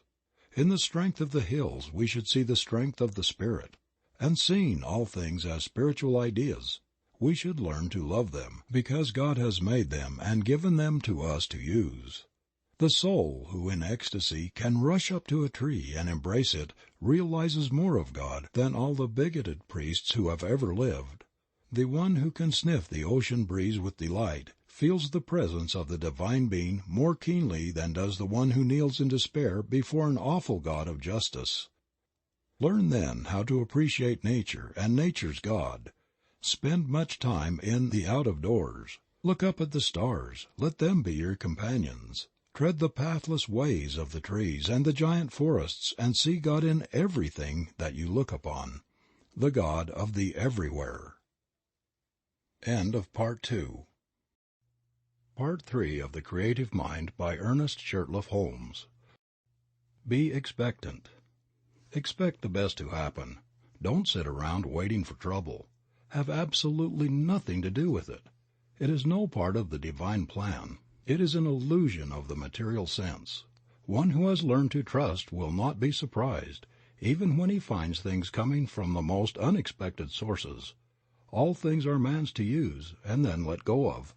What more can we ask? We want nothing that we have to keep. Things are to use, not to hold. Expect that everything is to come your way. Be content and cheerful if you wish to attract from out the store of the infinite. Open up your whole consciousness to the greater possibilities of life. Line up with the big things. When you speak the word, expect it to happen. Know that it must be as you say. This will not be fooling yourself. It will simply be using the law as it is meant to be used. Expanding our thought. All things come to us through the use of our thought. If we have a small concept of life, we will always be doing small things. First in the creative series is the Word, but the Word carries us no further than our consciousness back of it. Unless we are constantly expanding our thought, we are not growing. Growth is the law of life, and it is necessary. We cannot stand still. If you want to do a new thing, Get a new thought, and then you will have the power of attraction, which has the possibility of drawing to you the circumstances which will make for the fulfillment of your desires. Get over the old idea of limitation. Overcome all precedents and set yourself in the new order of things. If you want to build a railroad, you will never do it unless you get over the idea that the most you can hope for in life is to sell peanuts. Let the people sell peanuts for a living who think in the terms of peanuts. Get out of the rut. God has created you for a glorious future. Dare to fling out into mind the greater assurances about yourself. The power of a treatment. A treatment has as much power as we put into the word which we speak when we are giving it. This does not mean screwing up our mind or using our willpower or using force from the material standpoint. It means simply knowing that what we say will be done unto us of a power which can do anything that is given it to do.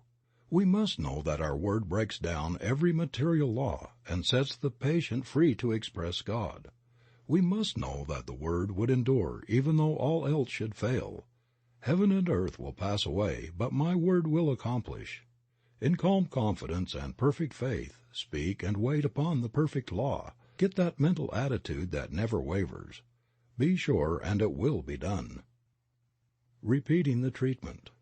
One treatment would heal anything if it were not for the fact that people are constantly receiving false suggestions from the outer life.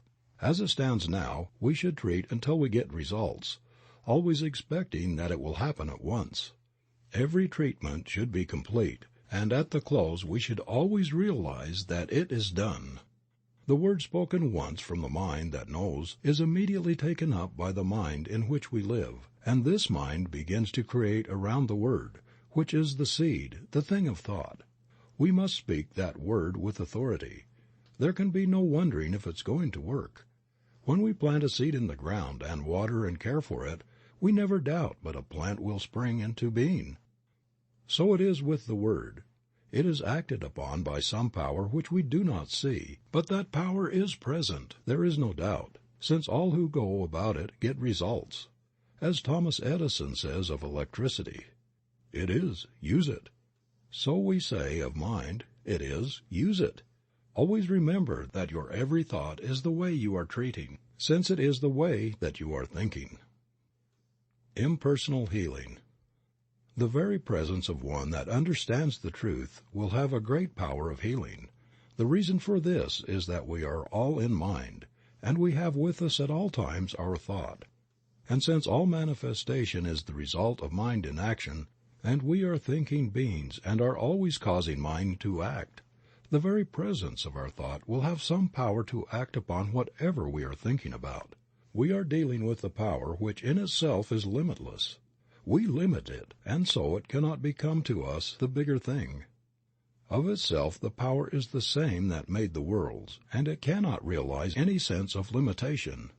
They could not enter in because of their unbelief and because they limited the Holy One of Israel. Stop limiting things. Things are as big as we make them, no more, no less. There is room at the top. Get on top of everything and dare to dominate the earth. All things are given us to use. Make use of them. Everything is limitless, and we must see the truth that the fault is not in the law, but in ourselves when we fail. Not with God, but with man. Dare, dare, dare. Think of the bigness of things in the universe. Think of the number of grains of sand, the profusion of all life, and never again limit anything. All is yours to use. Jesus would never have become the Christ unless he had had the courage to say, "Behold, I am he." You will never attain until in some degree you are able to say the same thing of yourself. We must learn to reach out and take what is meant for us, the greater life, the all-good. People say, "Yes, but how do you do it?" Simply know that God makes things out of himself by speaking the word, and that in your own life you can do the same. All people can think, and all people can speak, at least mentally. This is all that you need to begin on. The Word is at the center of all creation and is first cause, the starting point of all that you see. The Word is in your own mouth, and all that you have to do is to speak it. The trouble is that we are speaking the Word, and in the next breath we are denying its power by seeing something that contradicts it. If the Word is the way that God creates, it is the right way. If it works for God, shall it not work for us? As yet, our Word is more or less imperfect, but more and more it will become perfect, and so the outer condition will be brought up to the inner Word. All words have as much power as we put into them when we speak. The Word is already in our own mouths. That Word is all that you will ever need to bring happiness, health, and success to you. Do you wish to live in a perfect world, peopled with friends who love you, surrounded by all that is beautiful and pleasing? Do you wish to have the good things of life? There is but one way, and that way is as sure as the sun shines. Forget all else, and think only upon what you want.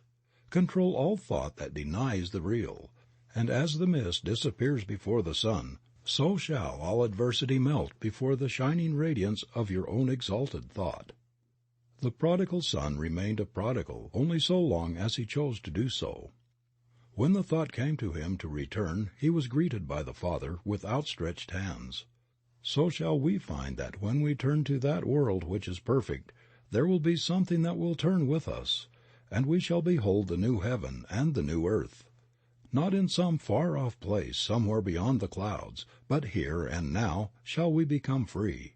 We must do away with all that hinders the true growth, all little thoughts that hinder us from becoming.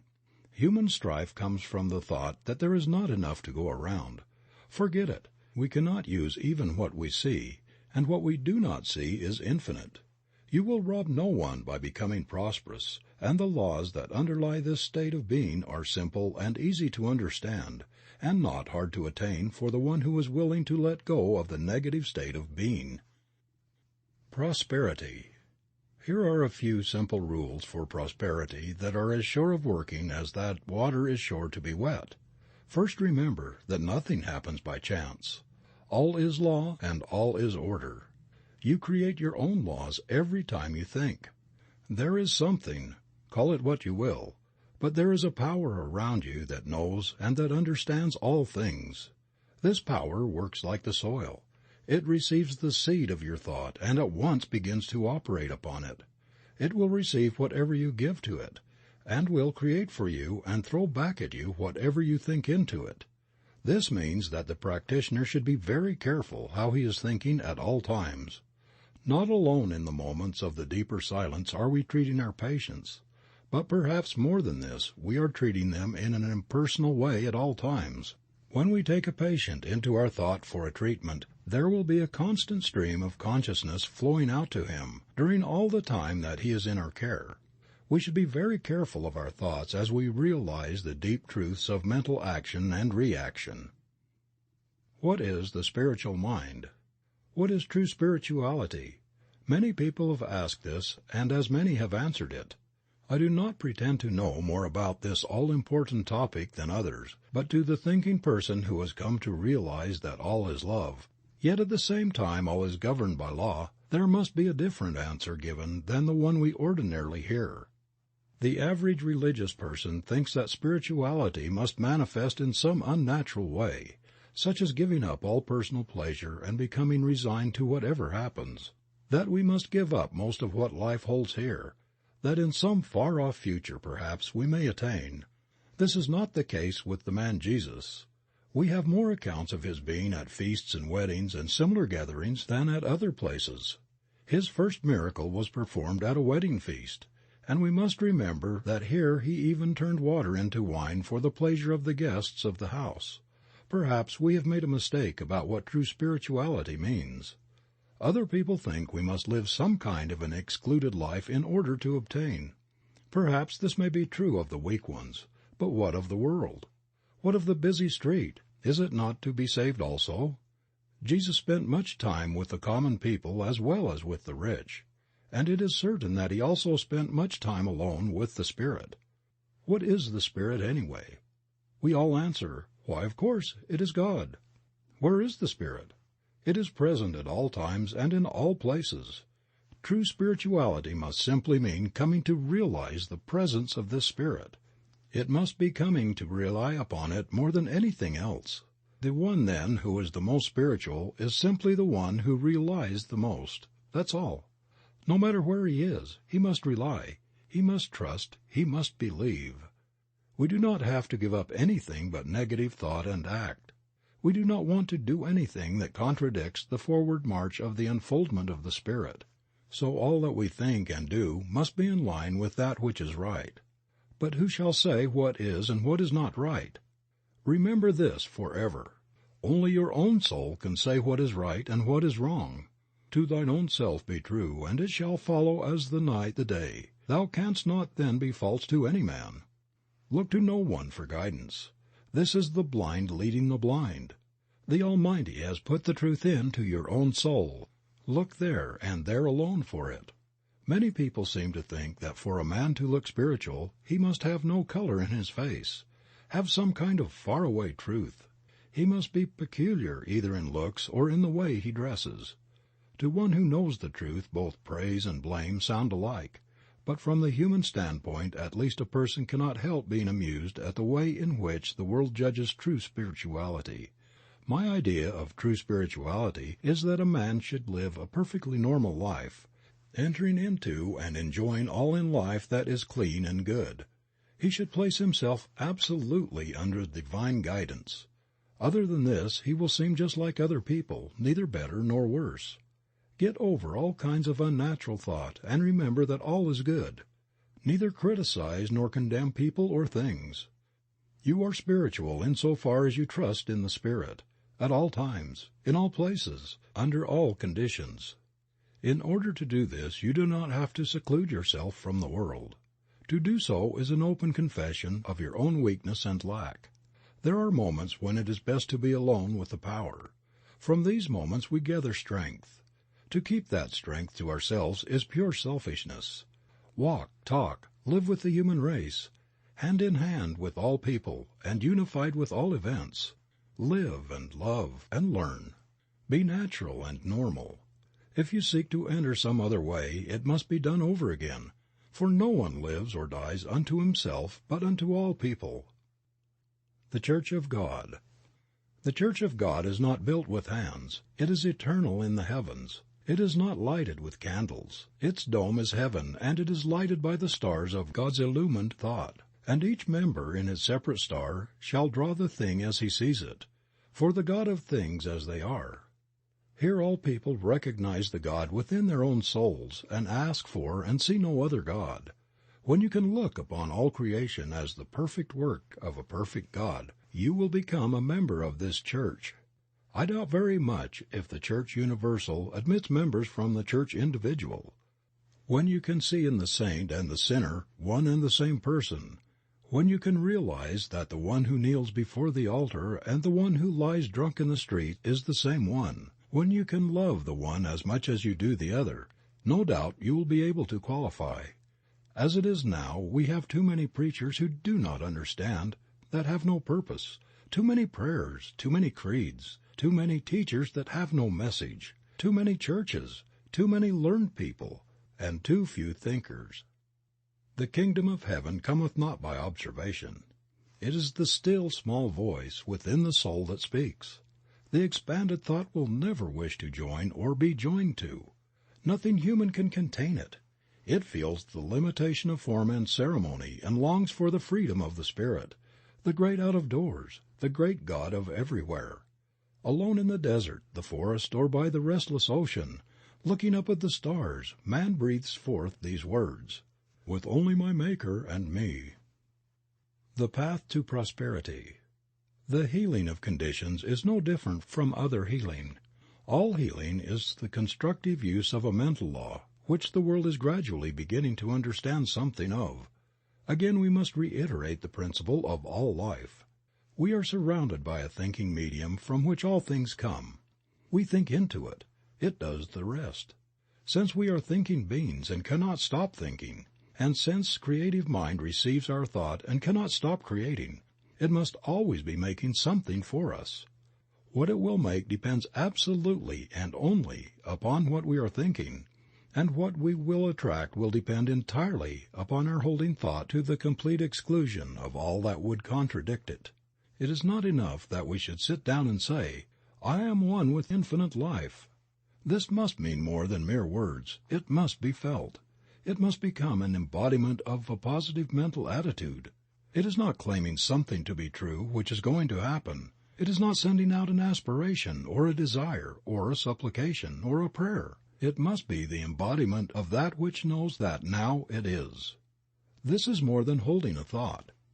Our ability to attract will depend upon the largeness of our thought as we feel that it flows out into a great universal creative power. We are dealing with the form in thought, and not with the form in matter. We have learned that when we get the true form in thought and permeate it with the spirit of belief, we will see the thought made flesh without any further effort on our part. Thought can attract us only to that which we first mentally embody. We cannot attract to ourselves that which we are not.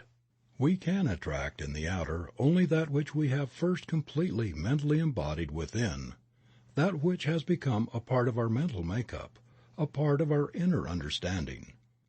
A man going into business will attract to himself that which he thinks about the most. If he is a barber, he will attract people who want to be shaved or have their hair cut. If he sells shoes, he will attract people who want to buy shoes.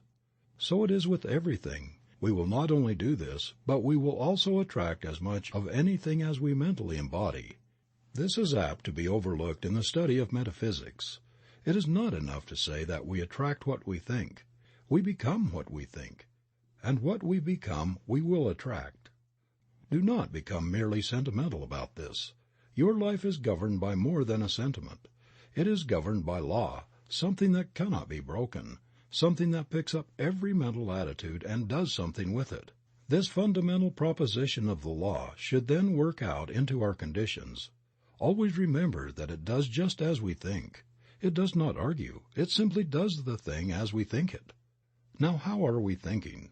Never ask a patient how he is feeling. Ask, how are you thinking today? This is the only thing that matters. How are we thinking about life and our conditions? Are we receiving the race suggestion? Are we saying that there is not enough to go around? If we are saying this, it is our belief, and there is something that will see that it becomes a part of our expression. Most people, through ignorance of the higher laws of their being, are suffering from the thoughts imposed upon them from a negative and doubtful world. We who are claiming the use of the greater law must emancipate ourselves from all sense of limitation. We are not to be governed by the outer confusion, but by the inner realization. We are to judge life not from the way that things in the past have been done, but from the way that the Spirit does things. The way of the Spirit. Again, let us say that the Spirit creates by becoming the thing that it thinks. There is no other possible way in which it could work. Since it is all and there is no other, the thought of opposing forces never enters into its mental working. When we are judging from the outer, we are not working in line with the power that we should be using. We must come to see that there is only one power, and that we are touching it at all points. For there is not a power of poverty and a power of prosperity. There is the one becoming the many. It makes and it unmakes that a higher form may appear to express through it. All that is not in line with its forward movement will soon pass away, for it recognizes no opposite. As far as we are concerned, what we are and what we are to become depends only upon what we are thinking, for this is the way that we are using creative power. The sooner we get away from the thought that we have to create, the sooner we will be able to work in line with the Spirit. Always man uses, he never creates anything. The united intelligence of the human race could not make a single rosebud. It does not know enough. But our slightest thought adrift in mind causes the same power that makes all things to create for us. The great error of the race is, and always has been, that men have thought to give a physical reason for things. When that reason has not answered the problem of life, they have sought out some other reason just as physical. The fact that they are all wrong is shown that in every generation has found a different reason. When truth is found, it will also be found that it never changes to suit the whim of the human fancy. This is proven by the fact that whatever of the real truth the race has discovered has never been changed. The truth that was revealed to the prophets of old has never changed. It is the same today as it was thousands of years ago. Whoever touches truth, no matter in what generation, will always get the same answer. The great truth that was revealed from Moses to the time of Jesus is the same truth that is still revealed to all who will accept it. It is simply this: we are now living in a spiritual universe governed by mental laws of cause and effect. Moses saw it mostly from the standpoint of the law of cause and effect, an eye for an eye. What does this mean? It means, as Jesus said, "As a man sows, so shall he reap." Moses saw the law. Jesus saw not only the law, "I am not come to destroy, but to fulfill," but he saw behind the law the reason for it, and revealed behind all law the great lawgiver, a God of love working out the great inner concepts of his own being in harmony and in beauty, filled with peace, causing the sun to shine alike upon the just and the unjust. Jesus did not try to overcome the use of law. He understood all law, and he well knew that all law was at his command. He did not break the law, he fulfilled it. So we must find that all is at our command through these same laws. The man who understands law and complies with it will have no difficulty in demonstrating that it is as true for him as it ever was for anyone else. What, then, are the laws underlying prosperity? The first is this, and we must not try to escape it: "Thou shalt have no other gods before me." This me is spirit. We are, then, to trust only in the activity of spirit for what we need. But the world will say, human things come through human agencies. This may be true, but we must realize that the power we are dealing with also has within its own mind all people and all things. We do not have to treat people. What we have to do is to embody principle.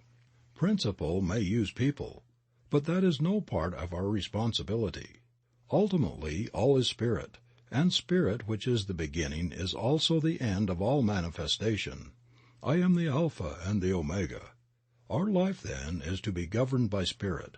We need look no further.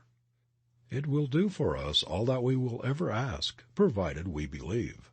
Why, then, has it not done so? The answer is that it has already been done so, but we have not received it. The Spirit may offer, but we must accept the gift before it can be made. "Behold, I stand at the door and knock." We must understand that this receiving is a mental process. It is one of mentally taking. The way, then, that we are using our mind through our thought is the way that we are treating ourselves for prosperity. So simple, and yet we have not understood it.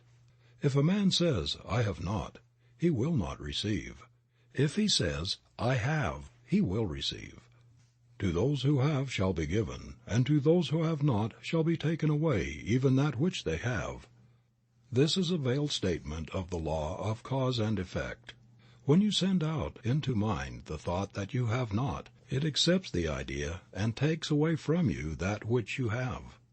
Reverse the process and say, "I have," and it will at once set to work to create for you even more than you now possess. You will readily see then that you are not dealing with two powers, but with one, and that it operates through your own thought, doing unto all even as they believe. The level of consciousness. Since all is mind, and it is done unto us as we mentally think, all life is simply a law of thought, activity of consciousness. In our life the power flows through us. If we provide a big receptivity, it will do a big thing. If, on the other hand, we only believe in a small way, the activity must be a small one. The Spirit can do for us only what it can do through us. Unless we are able to provide the consciousness, it cannot make the gift. Few people have a great consciousness, and this explains why so few excel. The power behind all things of itself is without limit. It is all power. In us it has to become what we make it. We carry within our own soul the key to all expression, but few enter in. The door is not seen with the physical eye, and as yet but few have gained the ability to see. The majority merely look. Realizing then that while the power is limitless, it must become operative through our own thought, we shall see that what we need is not some greater power, but that what we really need is a greater consciousness, a deeper realization of life, a grander concept of being. We must unify ourselves with the great whole. The man who dares to fling his thought out into universal intelligence with the positive assurance of one who knows and dares to claim all there is, will find that it will be done. God will honor his request. On the other hand, the one who fears to speak lest God will smite will find himself smitten of the law, not because God is angry, but because it is done as he believes. We have a right to have, and should expect to have in this world, all that will make for the comfort and for the luxuries of life. What matter how much we have, if we rob no other soul to get it? Shall not the power that so lavishly spreads itself out into nature give to us its highest expression, all that we can ask? We dishonor God when we claim less than all. Until we can expand our thought so that we shall be able to say also, I am, we need not expect to get great results. The soul knows that its own divinity is the great soul. Before it all else must bend, to it all else must gravitate. Enlarge your thought process. Away with the little personal thoughts of things, and dare to think in universal terms about all things. The universe is running over with good. It is for you, but you must believe and then take it. Do you dare to believe that your own word is invincible? When you speak it, how do you feel? Is it limitless? Is it all power? Is all power given to you in heaven and on earth? Are you the one with the only power that there is? Until you can say yes to all these questions and not simply believe them, but know them, you cannot hope to attain. It is useless in making demonstrations to beg for things. As well beg that water should be wet or that fire should be hot. Things are, we must take them. Your word has only the power that you put into it, no more and no less. We are all held accountable for every word that we speak, because all is the action and the reaction of mind. Man is his own heaven and his own hell. We start a new enterprise and wonder what the chances of success are. Have we realized that the outer is simply the inner manifested? When we go to a new place we shall find there only what we have taken with us. If we have taken success, we will find success. If, on the other hand, we have taken failure, we will find failure. This is the law. None can avoid it. None need try. Every living soul is a law unto his own life. There is no law but my own soul shall set. Nothing can come upon the path of the soul but that thing that the soul attracts. Practice for prosperity. Prosperity is in our own hands to do with as we will, but we will never reach it until we learn to control our thought.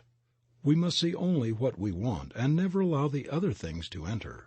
If we wish activity, we must be active in our thought. We must see activity and speak it into everything that we do. The spoken word shall bring it to pass. We speak the word. It is brought to pass of the power that we speak it into. We can only speak the word that we understand. The activity will correspond to our inner concepts. If they are large, the results will be large. The thing to do is to unify ourselves with all the biggest ideas that we can compass, and realizing that our ideas govern our power of attraction, we should be constantly enlarging within ourselves. We must realize our at-one-ment with all power and know that our word will bring it to pass. We speak the word, it is brought to pass. As consciousness grows, it will manifest in enlarged opportunities and in a greater field of action. Most people think in the terms of universal powers. Feel that you are surrounded by all the power that there is when you speak, and never doubt but that what you will say will spring into being. We should speak right out into mind all that we desire, and believe that it will be done unto us. Never take the time to listen to those who doubt. We observe that their philosophy has done but little to save the world or themselves. Here again, let the dead bury the dead, and see to it that you maintain in your own thought what you want, letting go of all else. Think only what you want to happen, and never let yourself get mentally lazy and sluggish, taking on the suggestions of poverty and limitation.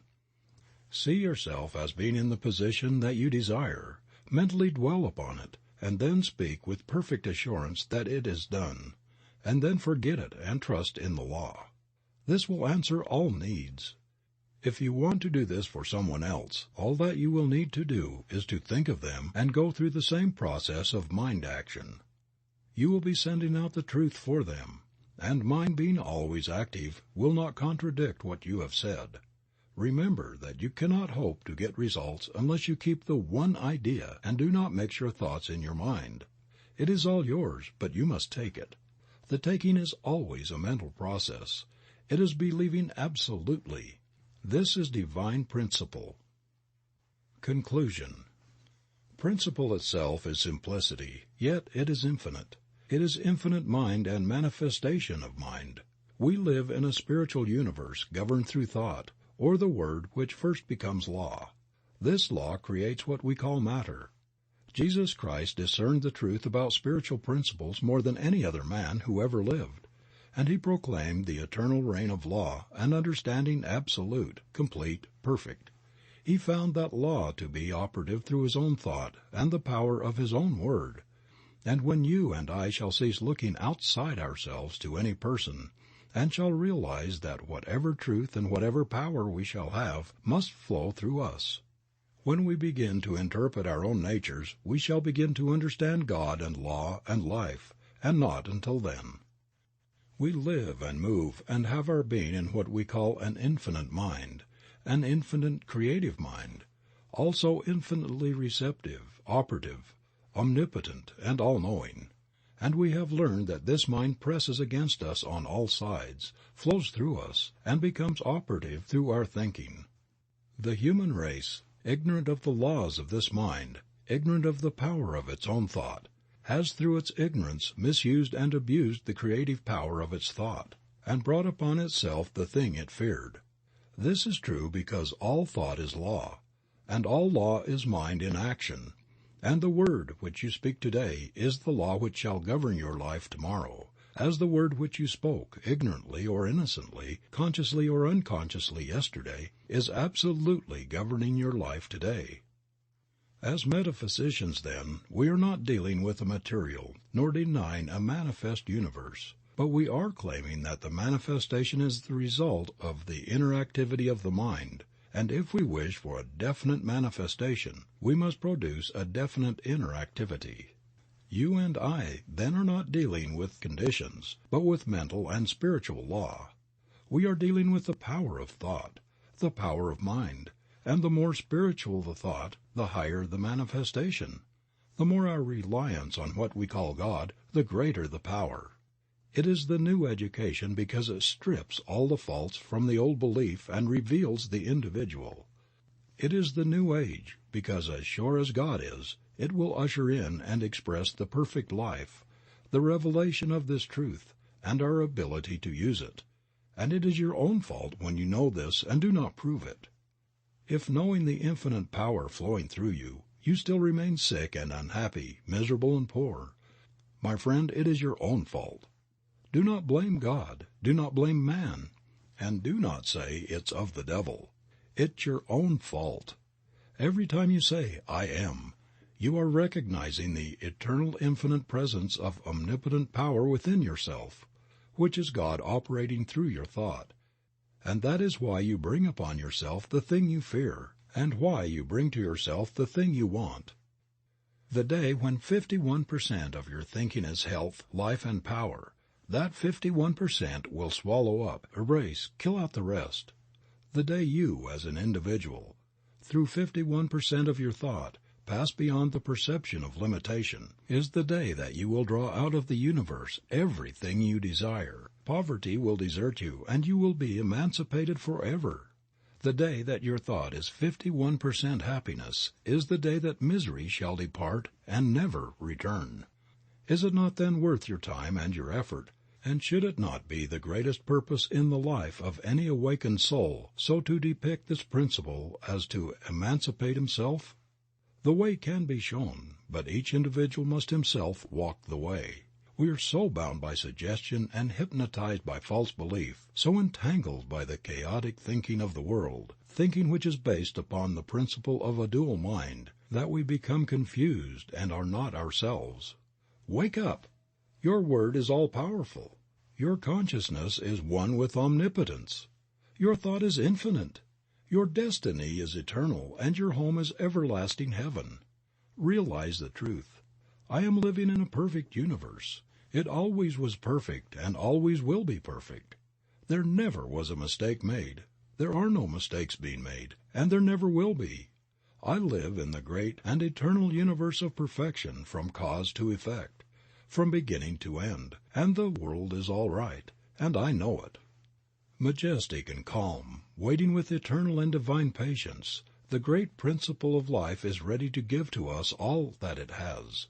And while we listen and wait, we will cast from us everything that hinders its complete expression through us. We will let go of all struggle and all strife, and be at peace with life. Perfect peace to the soul as we rest in the realization of our unity with all that there is, was, or ever will be. One with the infinite mind. All the power of the Spirit is working through our thought as we believe and receive. Now we will ask for and take that thing which we desire. It is done. It is complete, now and forever. Perfect life, perfect healing, perfect harmony, divine guidance, infinite strength and joy forever. End of Part 3. Part 4 of Creative Mind by Ernest Shurtleff Holmes. Questions and Answers. What is the truth? The truth is that which is. It is all that is.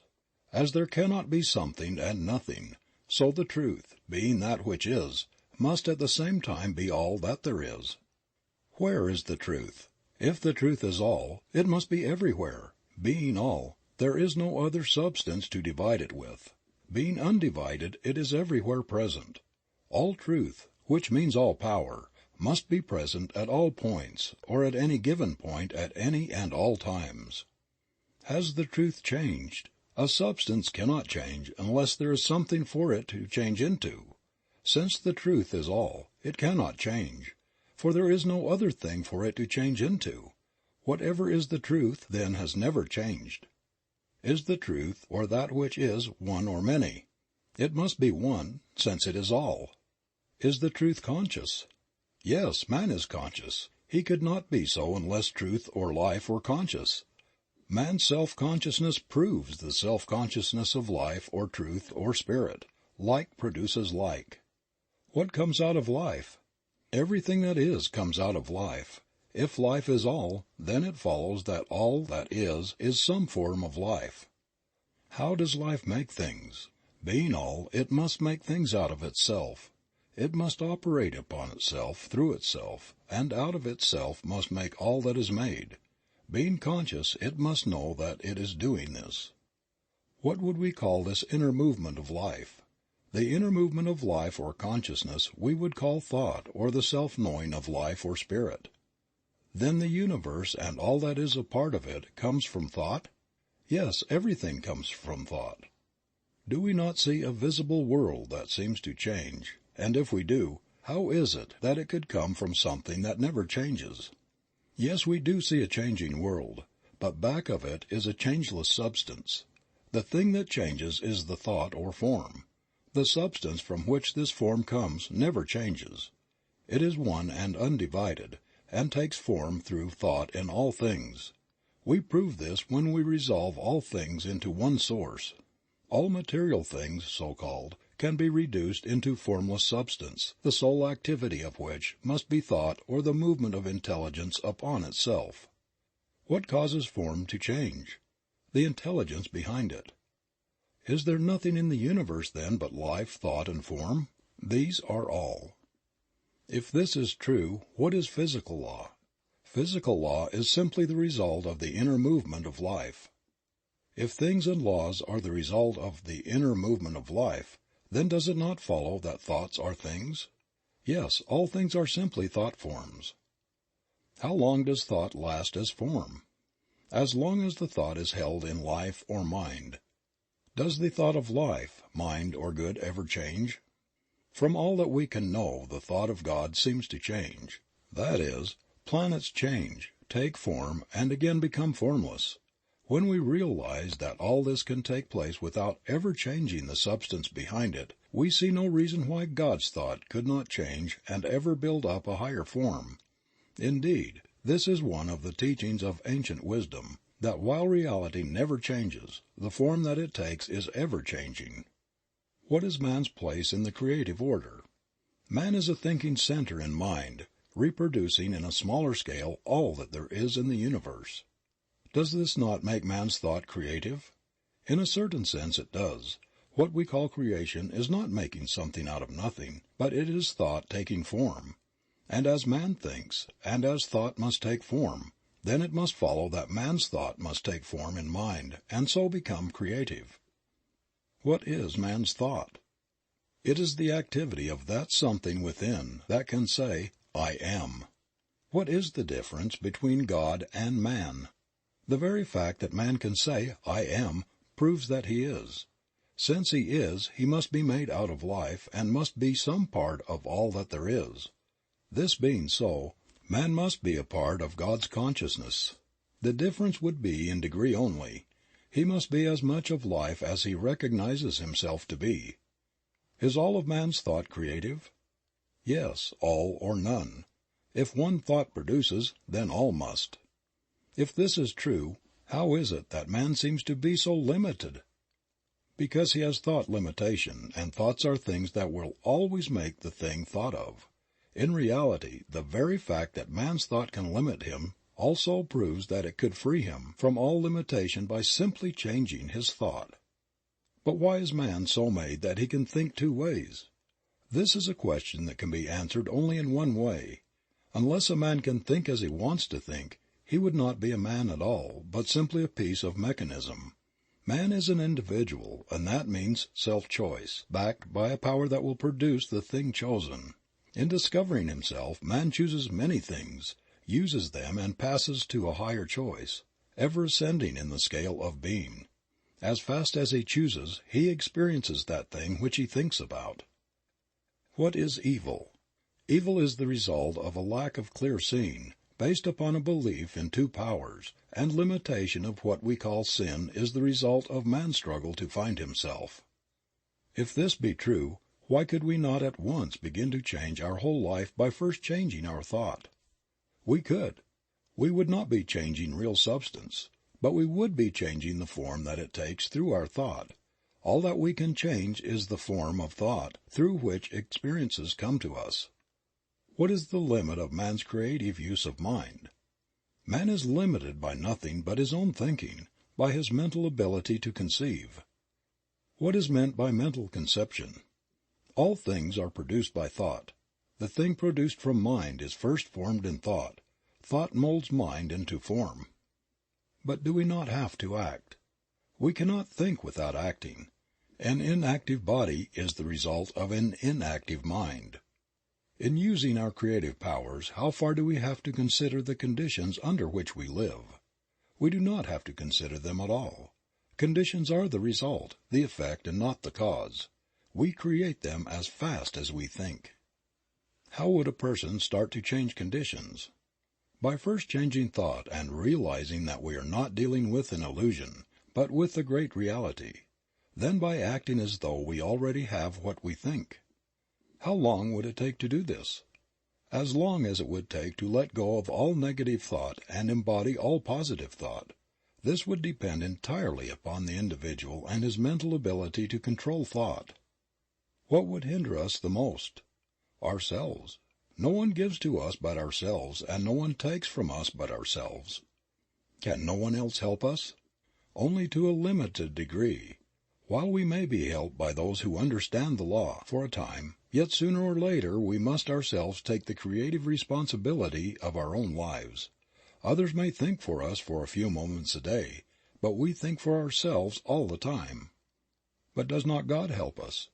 Yes, God helps all, but must do it through law. All's love, yet all's law. How should we pray? By giving thanks that we already have that thing that we pray for, by completely believing and never doubting. When ye pray, believe that ye have received, and ye shall receive. We must be sure that in no way shall we think, act, or talk, or read about limitation. We must all be a law unto ourselves. Definitions: God, infinite spirit, self-knowing mind, life, truth, intelligence, love, all cause and all effect, that invisible power which makes all things out of itself by an inner action of its own thought upon itself. The visible universe, the ideas of God in expression, the body of God, expression of the divine mind. All visible life is an expression of an inner concept. Law, mind in action. Law is not cause, it is effect. It is intelligence operating. All law is universal. Vibration, not intelligence, but the result of intelligence. It follows cause. Thought, the activity of mind. Man, a thinking center in mind. Creation, thought becoming form, the immaculate conception. Sin, lack of understanding. Righteousness, spiritual understanding. Sickness, image of thought held in mind appearing on the body. Health, the realization of perfect life. Poverty, limited thought. Riches, the realization of our unity with life, which is limitless. Consciousness, the realization of the fact that we are. Life, consciousness of power and activity. Truth, that which is. Realization, an inner thought process whereby we become conscious of our unity with life. Absolute, complete self-knowing. Causation, God, Spirit, Life, that which is. Intelligence, that which knows that it is. Unfoldment, the birth of ideas coming forth from mind. Illusion, belief in two powers. Soul, the inner creative life, the feminine, receptive, creative. Sense, not an illusion, but the faculties through which we contact life in its expression. Motion, the inner activity of life-producing manifestation. Effect, the result of inner motion. The Word, the activity of thought. Faith, positive mental activity. Fear, negative mental activity.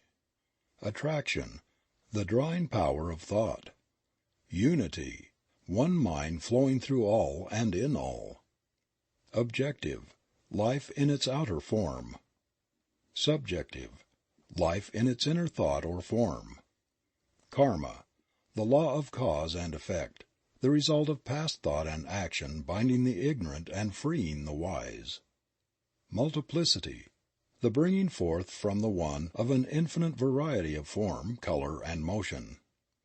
Treatment, the mental and spiritual activity of thought for a definite end. Demonstration, the result of correct thinking. Heaven, the atmosphere of correct thought. Hell, the atmosphere of false thinking. Peace, mind resting in the realization that it is all. Poise, an inner calm which never fears. Power, the result of the union of peace and poise. End of Part 4.